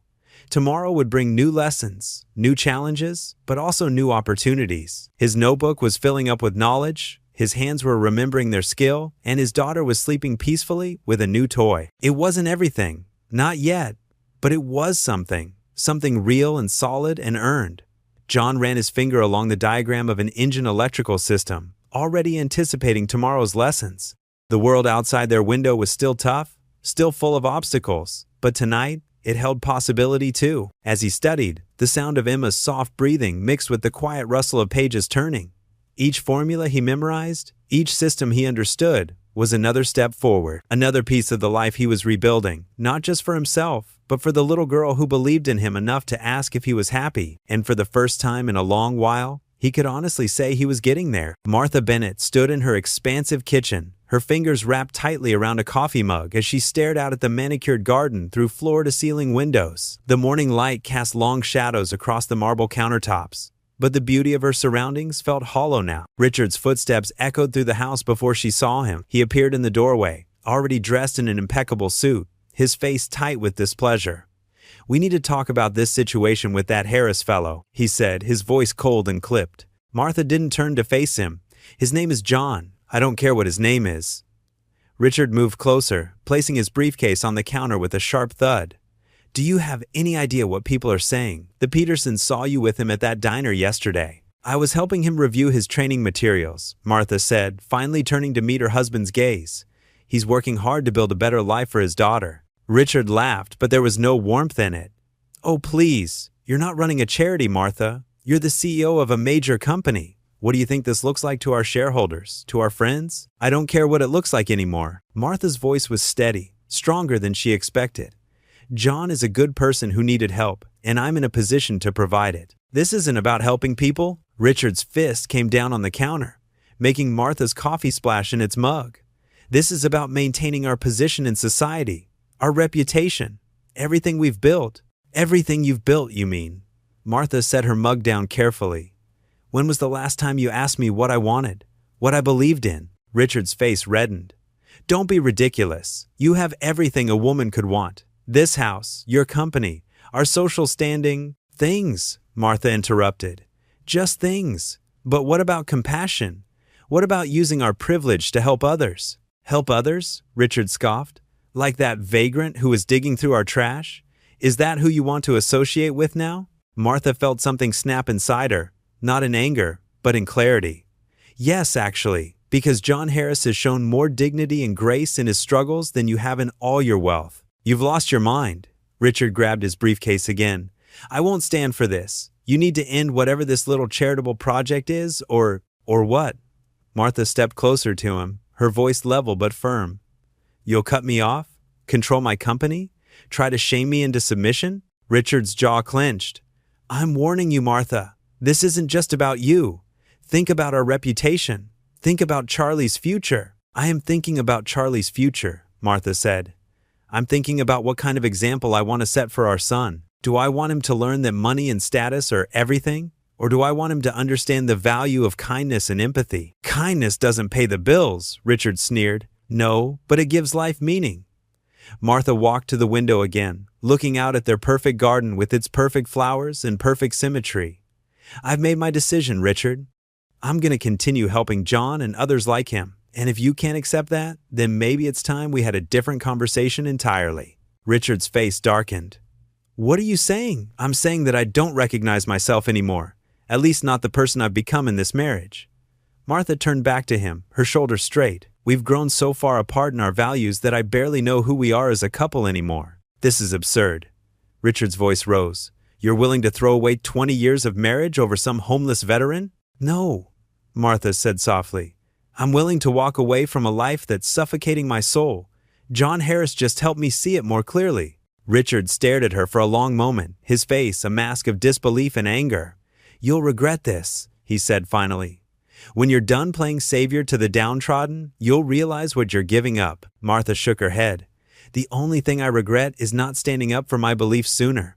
She slipped her wedding ring off her finger and placed it on the counter between them. I'll have my lawyer contact yours tomorrow. Richard's face went pale. Martha, please leave, Richard. Her voice was gentle but firm. I need some time to think, and you need to accept that I'm not the same woman who was content to live in this golden cage anymore. He grabbed his briefcase, knuckles white against the leather handle. You're making a terrible mistake. No, Martha said, watching him stride toward the door. For the first time in years, I'm doing exactly what I should have done long ago. The sound of the front door slamming echoed through the empty house. Martha stood in her kitchen, tears finally falling down her cheeks, but they weren't tears of sadness. They were tears of relief, of liberation, of finally choosing to live according to her own moral compass, rather than society's expectations. She picked up her phone and dialed her lawyer's number. It was time to build a new life, one that aligned with her true values, one where she could make a real difference in people's lives. Like John had said during one of their conversations, sometimes the bravest thing you can do is admit when something isn't working and have the courage to start over. John pulled his worn pickup truck into the small diner's parking lot. The early morning sun cast a warm glow over the modest establishment, making the chrome trim sparkle. He checked his reflection in the rearview mirror, straightening his collar.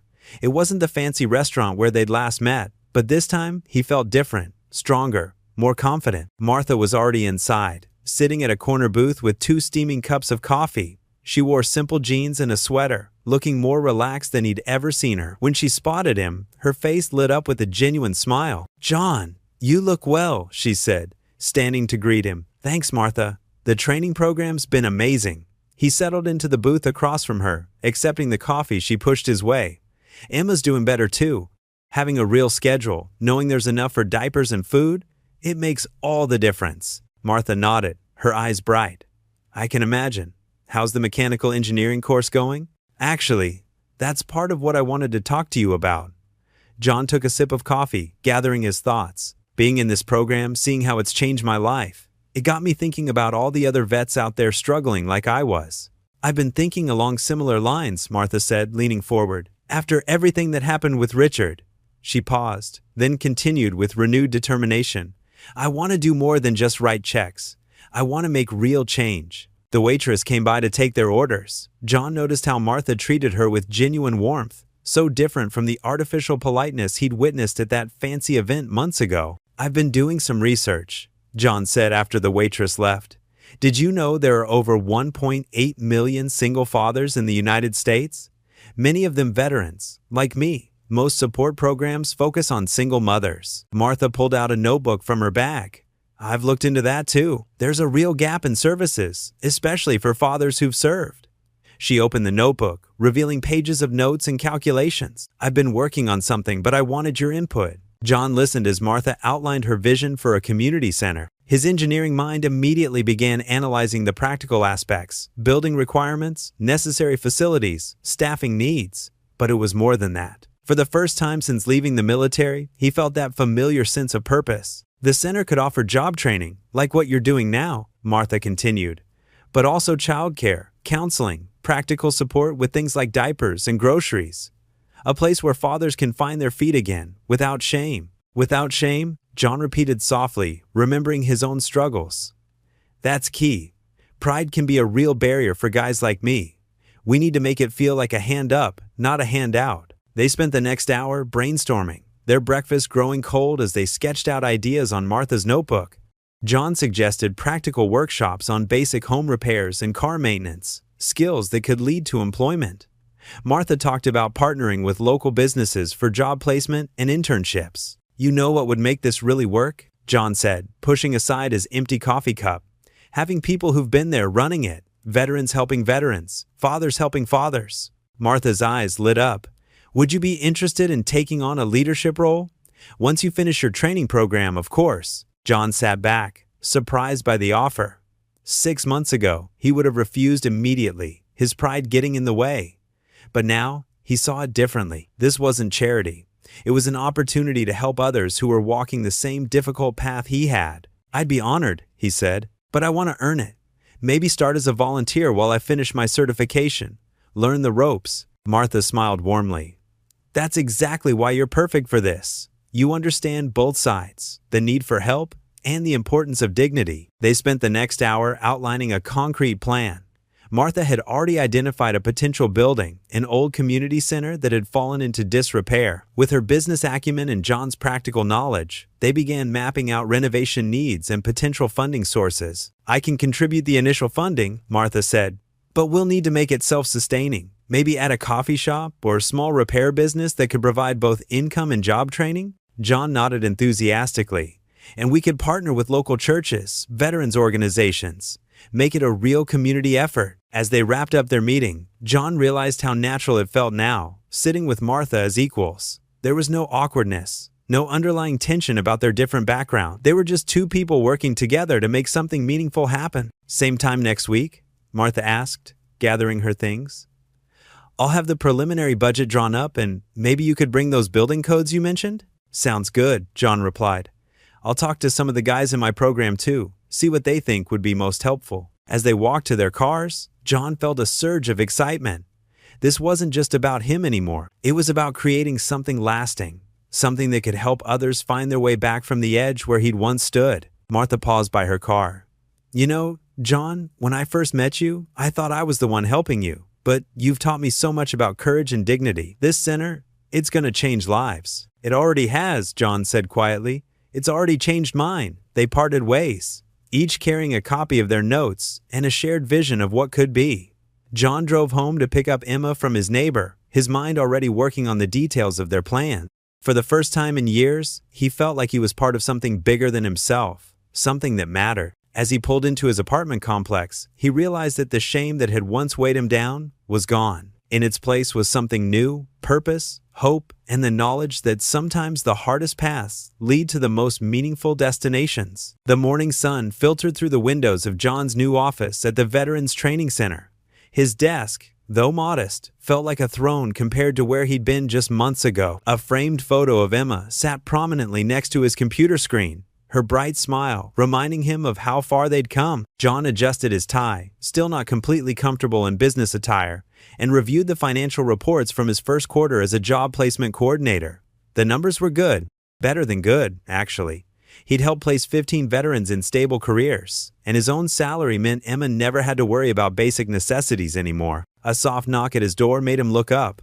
"Come in," he called out. Martha stepped in, wearing a simple blazer and carrying a stack of papers. "Ready for our meeting?" she asked, her eyes twinkling with excitement. "Just finishing up here," John replied, gesturing to the chair across from his desk. It still felt surreal sometimes, working alongside Martha as equals.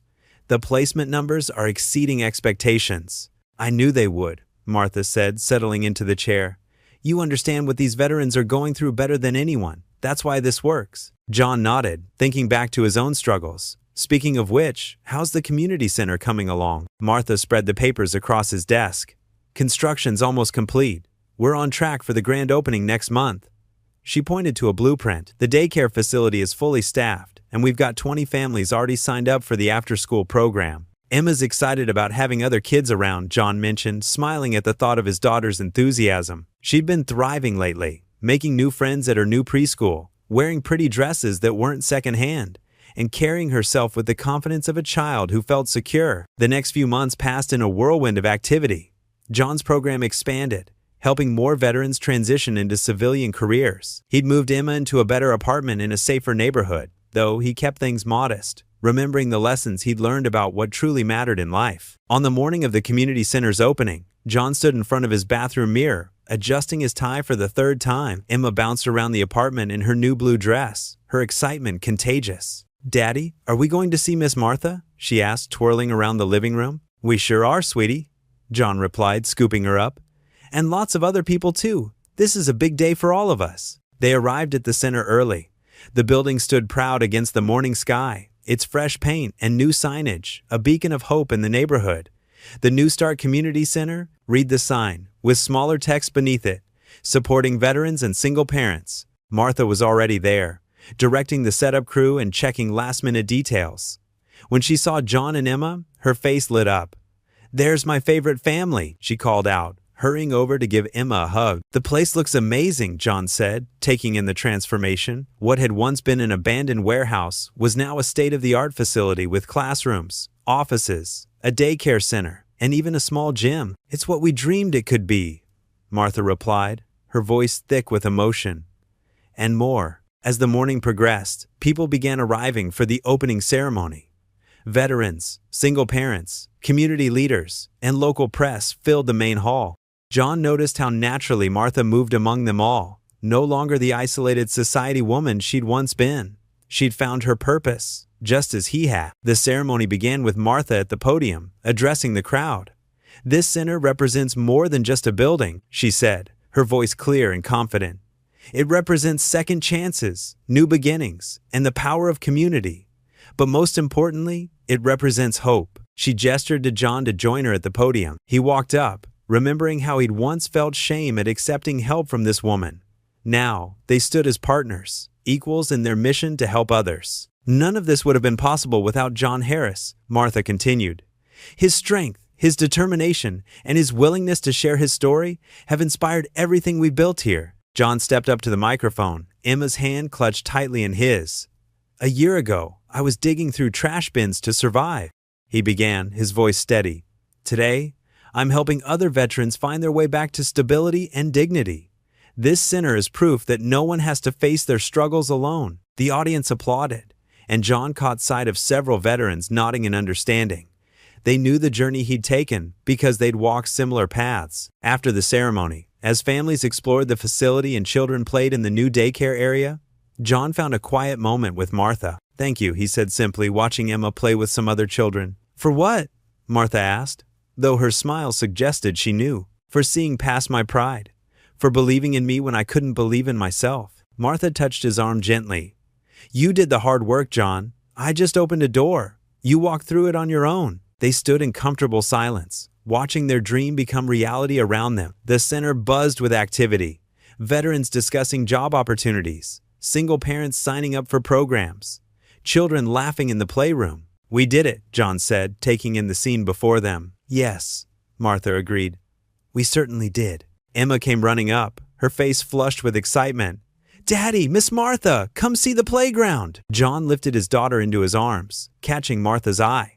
They shared a knowing look. This was what success really looked like, not in dollars or status, but in the laughter of children, in the dignity of honest work, and in the strength of true friendship. Together, they followed Emma's lead toward the playground, their footsteps echoing through the halls of the place they'd built. A place where second chances weren't just possible, they were guaranteed. The morning sun filtered through the windows of John's new office at the Veterans Training Center. His desk, though modest, felt like a throne compared to where he'd been just months ago. A framed photo of Emma sat prominently next to his computer screen, her bright smile reminding him of how far they'd come. John adjusted his tie, still not completely comfortable in business attire, and reviewed the financial reports from his first quarter as a job placement coordinator. The numbers were good. Better than good, actually. He'd helped place 15 veterans in stable careers, and his own salary meant Emma never had to worry about basic necessities anymore. A soft knock at his door made him look up. Martha stood in the doorway, holding 2 cups of coffee. She walked in and placed one on his desk. "Thought you could use this. Big day ahead." "Thanks," John said, taking a grateful sip. Still can't believe how different everything is now. Martha settled into the chair across from him. Remember when we first met? You were digging through your trash, John finished with a small laugh. Not my proudest moment. Look at you now, though, Martha said, gesturing to his office. You've helped so many people find their way back. John nodded, thinking about his new apartment in a safer neighborhood. It wasn't fancy, but it had 2 bedrooms and a small playground nearby where Emma could play. No more broken elevators or suspicious neighbors. The walls were painted in warm colors, and Emma's room was decorated with princess stickers she'd chosen herself. Emma's teacher called yesterday, John said, pride evident in his voice. Said she's one of the most engaged students in class. Can you believe it? Martha smiled warmly. I can. That little girl has always been special, just needed a chance to shine. Their friendship had evolved into something meaningful and uncomplicated. Martha had found her own path after leaving Richard, focusing on charitable work and expanding the community center's reach. There was no romantic tension between them, just mutual respect and understanding. John glanced at his calendar. Speaking of the community center, we've got that veteran outreach program starting next week. Already got 20 sign-ups, Martha confirmed. Word's getting around that we actually deliver on our promises. The morning passed quickly as they reviewed plans and coordinated upcoming events. Around lunchtime, John's phone buzzed with a text from Emma's after-school program. They'd sent a photo of her winning the spelling bee. Look at this, he said, showing Martha the picture of Emma holding her certificate, beaming with pride. She's growing up so fast, Martha observed. Hard to believe it's been almost a year since everything changed. John nodded, remembering the dark days of collecting cans and counting pennies for diapers. Now he had a savings account, health insurance, and even started a college fund for Emma. The transformation still felt surreal sometimes. Later that afternoon, John visited the community center, where several veterans were attending computer training classes. He walked through the hallways, greeting people by name, remembering how it felt to be on the other side. Desperate for a chance, but too proud to ask for help. One of the veterans, a young woman who'd recently returned from overseas, stopped him. Mr. Harris? I just wanted to say thanks. Got that job at the tech company you recommended. That's great news, Sarah, he said, genuinely pleased. How's it going so far? It's amazing. My kids actually have their own rooms now, she said, eyes bright with emotion. Never thought I'd get here. John understood that feeling all too well. He remembered the day he'd moved into their new apartment, how Emma had run from room to room, amazed at having so much space. The kitchen actually had counter space now, and the bathroom didn't have any leaks. Simple things that meant everything. As the day wound down, John gathered his things, looking forward to getting home. The drive was shorter now that they lived in a better area, and he no longer had to worry about his car breaking down every other week. He'd been able to buy a reliable used model with his first few paychecks. Walking into his building, he greeted the security guard, a luxury he never thought he'd have, and took the working elevator to his floor. The hallway was clean and well lit, such a contrast to their old place. The moment he opened the door, he heard the familiar patter of small feet running toward him. Emma launched herself into his arms, her backpack still on, full of excitement about her spelling bee victory. Daddy, I won! Did you see the picture? Mrs. Thompson said I got all the words right. Emma's face was radiant with joy and pride. John hugged her tight, breathing in the scent of her strawberry shampoo. Not the dollar store kind anymore, but the brand she'd picked out herself at the grocery store. Such a simple thing, but it meant so much. I saw, sweetie. I'm so proud of you, he said, setting her down and hanging up his coat. How about we celebrate with pizza tonight? Emma bounced on her toes, her pigtails swinging. Can we get the one with the stuffed crust? Absolutely, John agreed, watching his daughter skip off to her room to change out of her school uniform. Standing in their modest but comfortable living room, John took in the sight of Emma's school books spread across the coffee table, her art projects hanging on the walls, and the general sense of security that now pervaded their lives. The weight of constant worry had lifted from his shoulders, replaced by something he hadn't felt in years: hope. The apartment wasn't perfect. There was a scratch on the coffee table, and one of the kitchen cabinet doors needed fixing. But it was home, a real home where his daughter could grow up feeling safe and loved, where they could both dream about the future instead of just surviving the present. Emma came running back, now wearing her favorite princess pajamas, her spelling bee certificate clutched in her hand. Her smile was brighter than ever as she showed him each word she'd spelled correctly, pride radiating from her entire being. The community center's auditorium buzzed with excited chatter as people filed in for the annual Veterans Support Excellence Awards. John fidgeted with his tie backstage, still unused to formal attire despite wearing it daily now. The blue silk, a gift from Emma for Father's Day, felt both foreign and comforting against his fingers. Through a gap in the curtain, he could see Emma sitting in the front row, wearing her favorite yellow dress, her legs swinging back and forth with barely contained excitement. Next to her sat his mother, who had flown in specially for the occasion, her eyes already glistening with unshed tears of pride. The stage manager touched his shoulder. 5 minutes, Mr. Harris. John nodded, his throat tight. Just a year ago, he'd been collecting cans from garbage bins, desperate to buy diapers for Emma. Now, here he was, about to receive recognition for helping other veterans find their way back from similar struggles. The lights dimmed, and the ceremony began. John listened as the host described the various initiatives that had transformed their community. When they finally called his name, the applause was thunderous. John Harris, the host announced, has not only overcome tremendous personal obstacles, but has dedicated himself to ensuring no other veteran faces those challenges alone. Through his work at the Veterans Training and Support Center, he has helped place over 50 veterans in stable careers and provided crucial support to dozens of single parents. Walking onto the stage, John felt a familiar warmth in his chest as he spotted Martha in the middle of the audience. She sat straight-backed and elegant as always, but her eyes held that same kindness that had changed his life that day behind her house. She gave him a small nod, and suddenly he felt steady. The weight of the Crystal Award in his hands brought him back to reality. Standing at the podium, John cleared his throat and unfolded his prepared speech. But as he looked out at the faces before him, veterans he'd helped, their families, his own daughter beaming up at him, he set the paper aside. "A year ago," he began, his voice rough with emotion, "I couldn't afford diapers for my daughter. I was ashamed, angry, and too proud to ask for help." He paused, gathering his thoughts. "But someone taught me that accepting help isn't weakness. It's the first step toward becoming strong enough to help others." From her seat, Martha dabbed at her eyes with a tissue, her usual composure slipping just slightly. "This award," John continued, holding up the crystal piece, "belongs to every veteran who's had the courage to ask for help, to every single parent who's sacrificed everything for their child, to every person who's chosen kindness over judgment." His eyes met Martha's briefly. "And to those who saw worth in me when I couldn't see it myself." After the ceremony, people gathered in small groups, sharing stories and congratulations. John found himself surrounded by well-wishers, but his attention kept drifting to where Martha stood near the refreshment table, engaged in conversation with some board members. Finally, as the crowd thinned, they found a quiet moment together near the window overlooking the center's playground, the same one where Emma now attended after-school programs. "Quite a speech," Martha said softly, her eyes twinkling. "Not bad for someone who used to grunt one-word answers at me." John chuckled, remembering his early defensiveness. "Well, I had a good teacher in the art of communication." They stood in comfortable silence, watching the setting sun paint the sky in shades of orange and pink.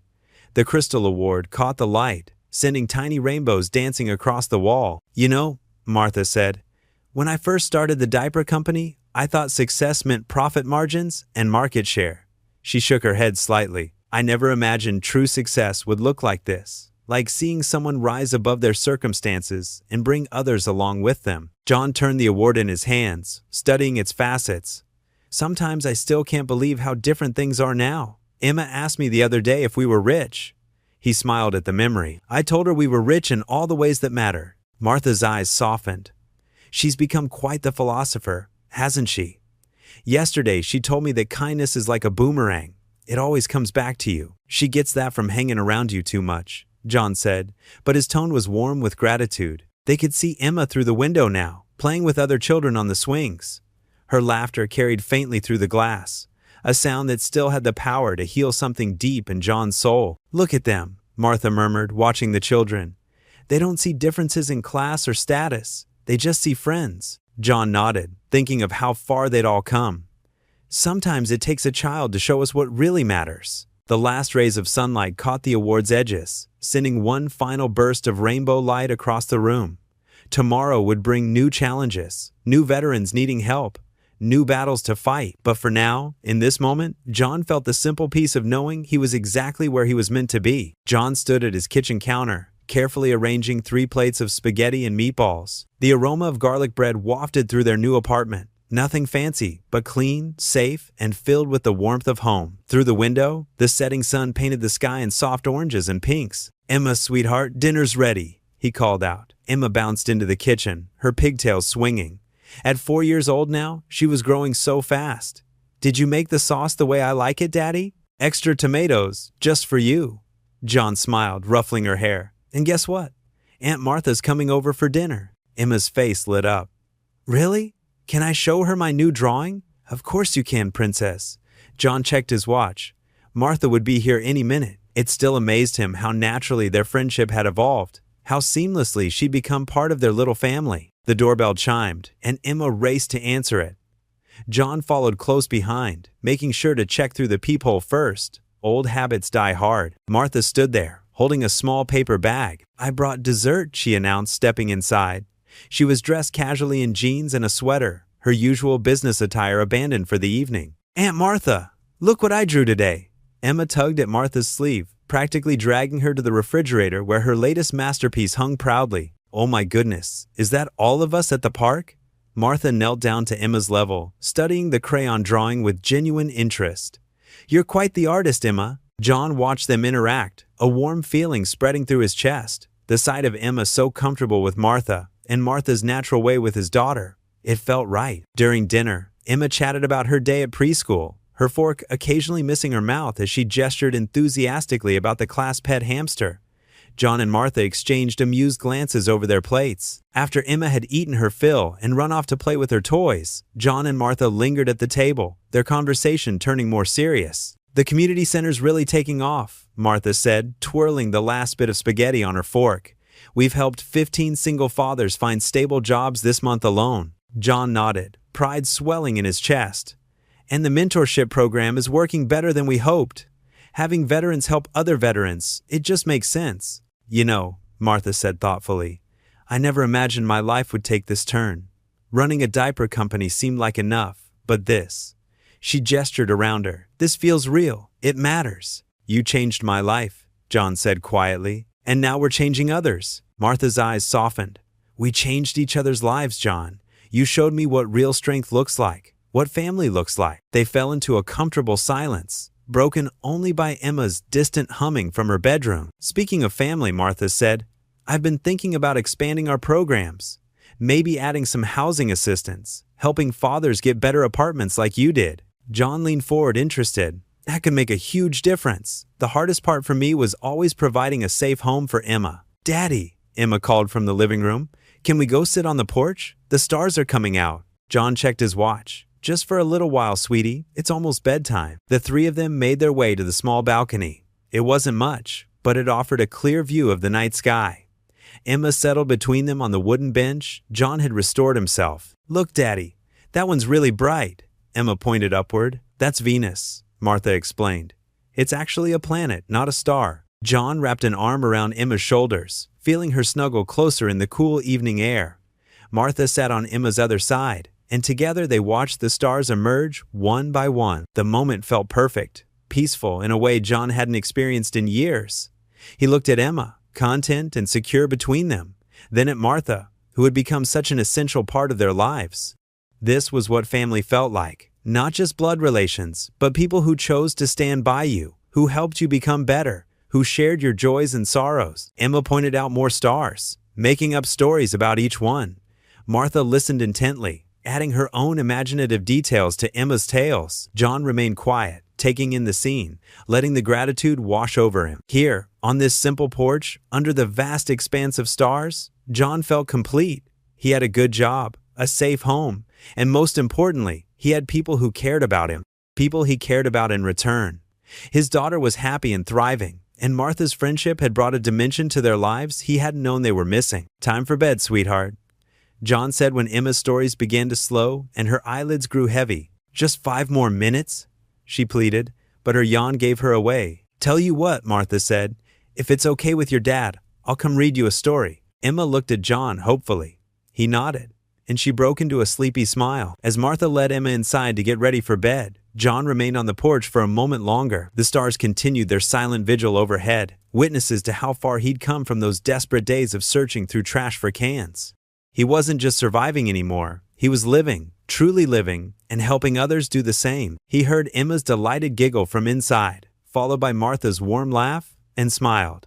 Sometimes family wasn't what you expected. Sometimes it was better. Rising from the bench, John took one last look at the night sky before heading inside to join his family for bedtime stories. The community center buzzed with joyful energy as families poured through its freshly painted doors like a gentle spring flood. Colorful balloons in bright reds, yellows, and blues danced from the doorframe, their ribbons fluttering in the warm afternoon breeze. A large hand-painted banner stretched across the entrance, its cheerful letters proclaiming Veterans and Single Parent Support Network. Grand opening, in bold, welcoming strokes. The smell of fresh paint mingled with the aroma of homemade cookies and coffee drifting from inside. John Harris stood proudly near the polished wooden registration table, greeting each arriving guest with a warm smile that crinkled the corners of his eyes and reached deep into his heart. Gone was the hollow, desperate look that had haunted his face just a year ago. In its place was a man who had found his purpose, his shoulders straight and his voice steady with quiet confidence. His daughter Emma, now noticeably taller, with longer legs and a more assured way of carrying herself, bounced beside him as she carefully handed out colorful name tags to the stream of newcomers. Her bright yellow sundress twirled as she moved, and her face glowed with the simple joy of helping others. Martha Bennett moved through the growing crowd with natural grace, her steps light and purposeful as she paused to chat with various families scattered throughout the spacious main room. She wore a simple cornflower blue dress instead of her usual designer outfits, something comfortable and approachable that spoke of genuine warmth rather than calculated sophistication. Her hair fell in soft waves around her shoulders, and her face positively radiated with a sense of deep purpose and contentment. The community center represented their shared dream made manifest, and seeing it filled with laughter and hope made her heart sing with quiet triumph. "Daddy, look!"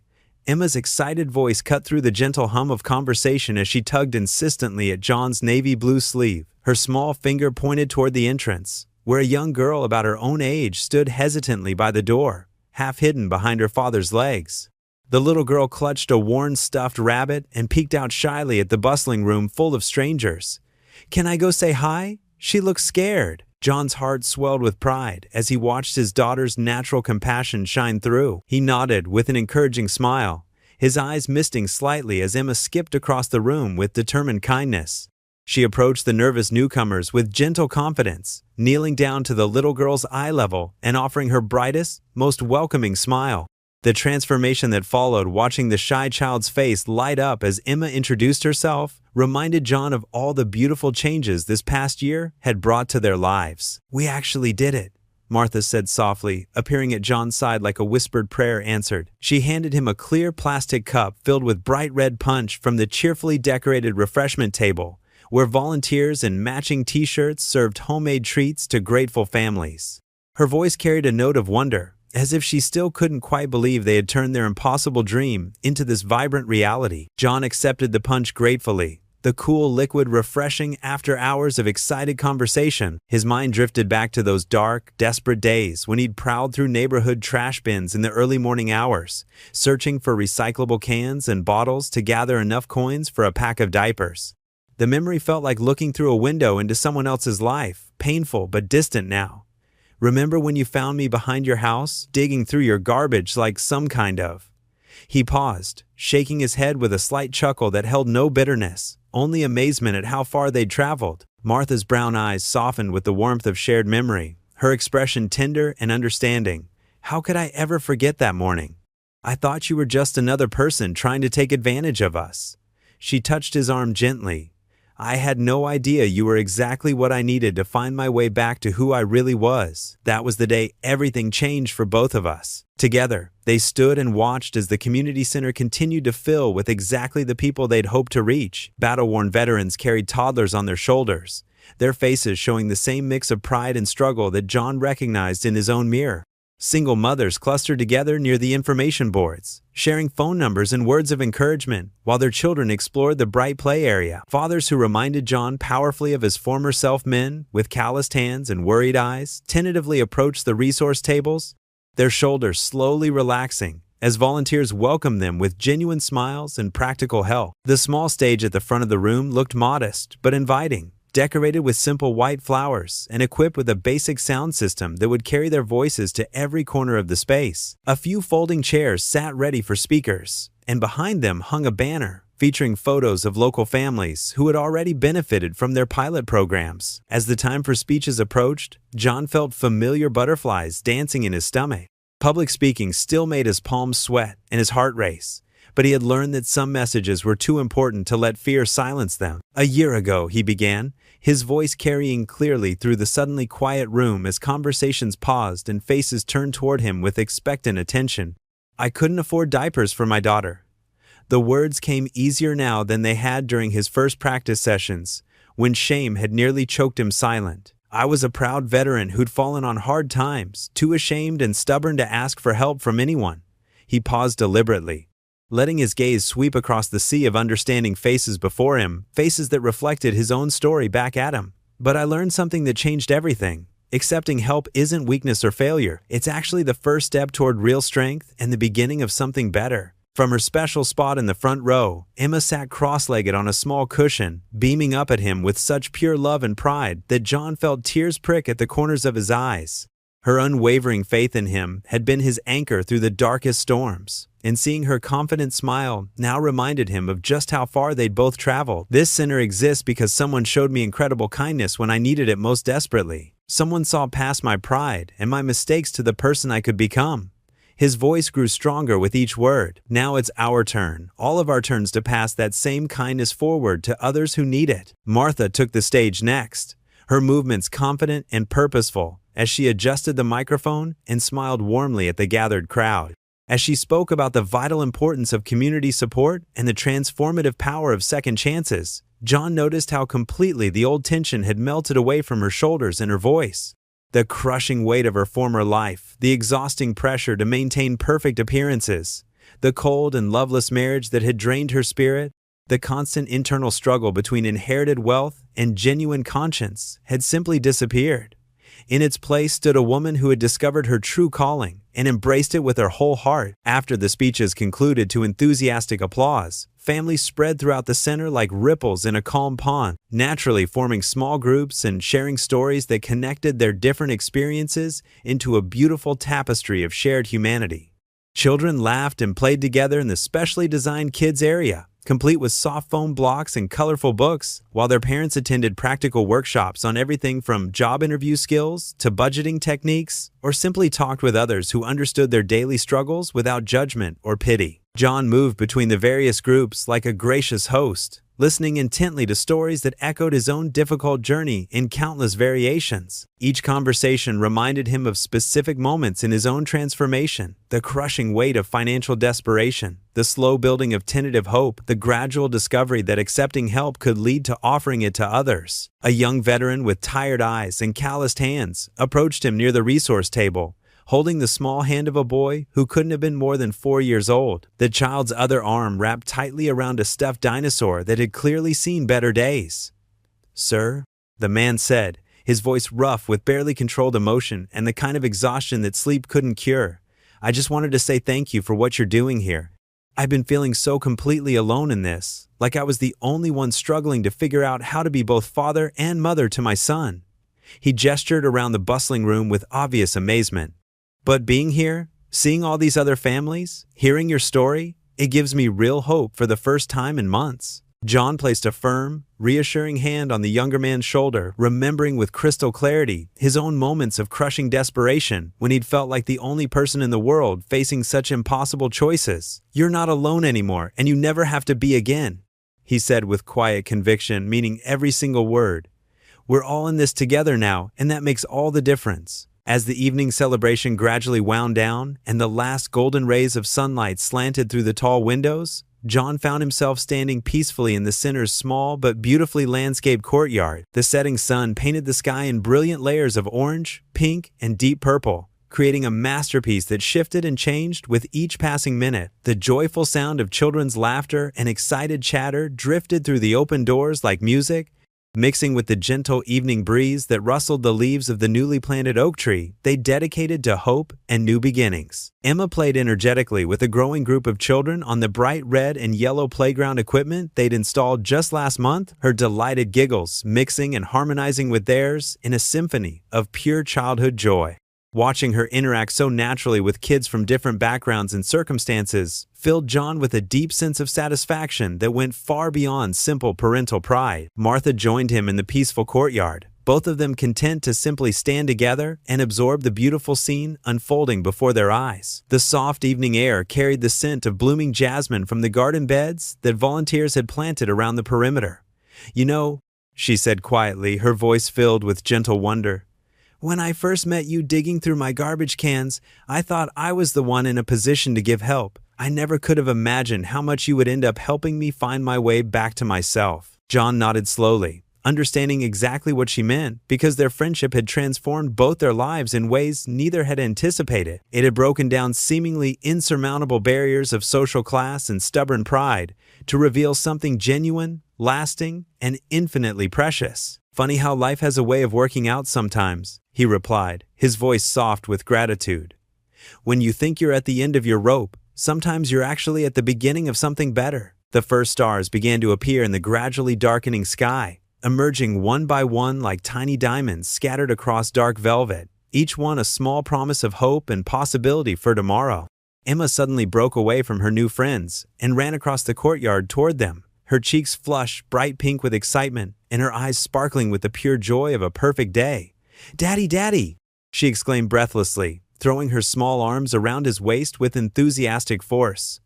"I made so many new friends today, and Sarah's daddy was in the army just like you, and Marcus has a baby sister, and—" John lifted her up effortlessly, holding her close against his chest as he looked up at the star-filled night sky stretching endlessly above them. The heavy weight of years of grinding hardship, sleepless nights, and desperate worry finally lifted completely from his shoulders, replaced by a deep, abiding sense of peace and limitless possibility that seemed to flow through his very bones. He whispered softly to Emma, his words carrying on the gentle evening breeze. "The world is full of second chances, sweetheart," and for the first time in more years than he could count, he truly believed it with his whole heart. What would you do if you were in their place? Comment your answer below and let's see how you'd rewrite the ending. If you enjoyed the story of John Harris, I handpicked the next story that you will enjoy. Please don't miss this one. Click here to watch it.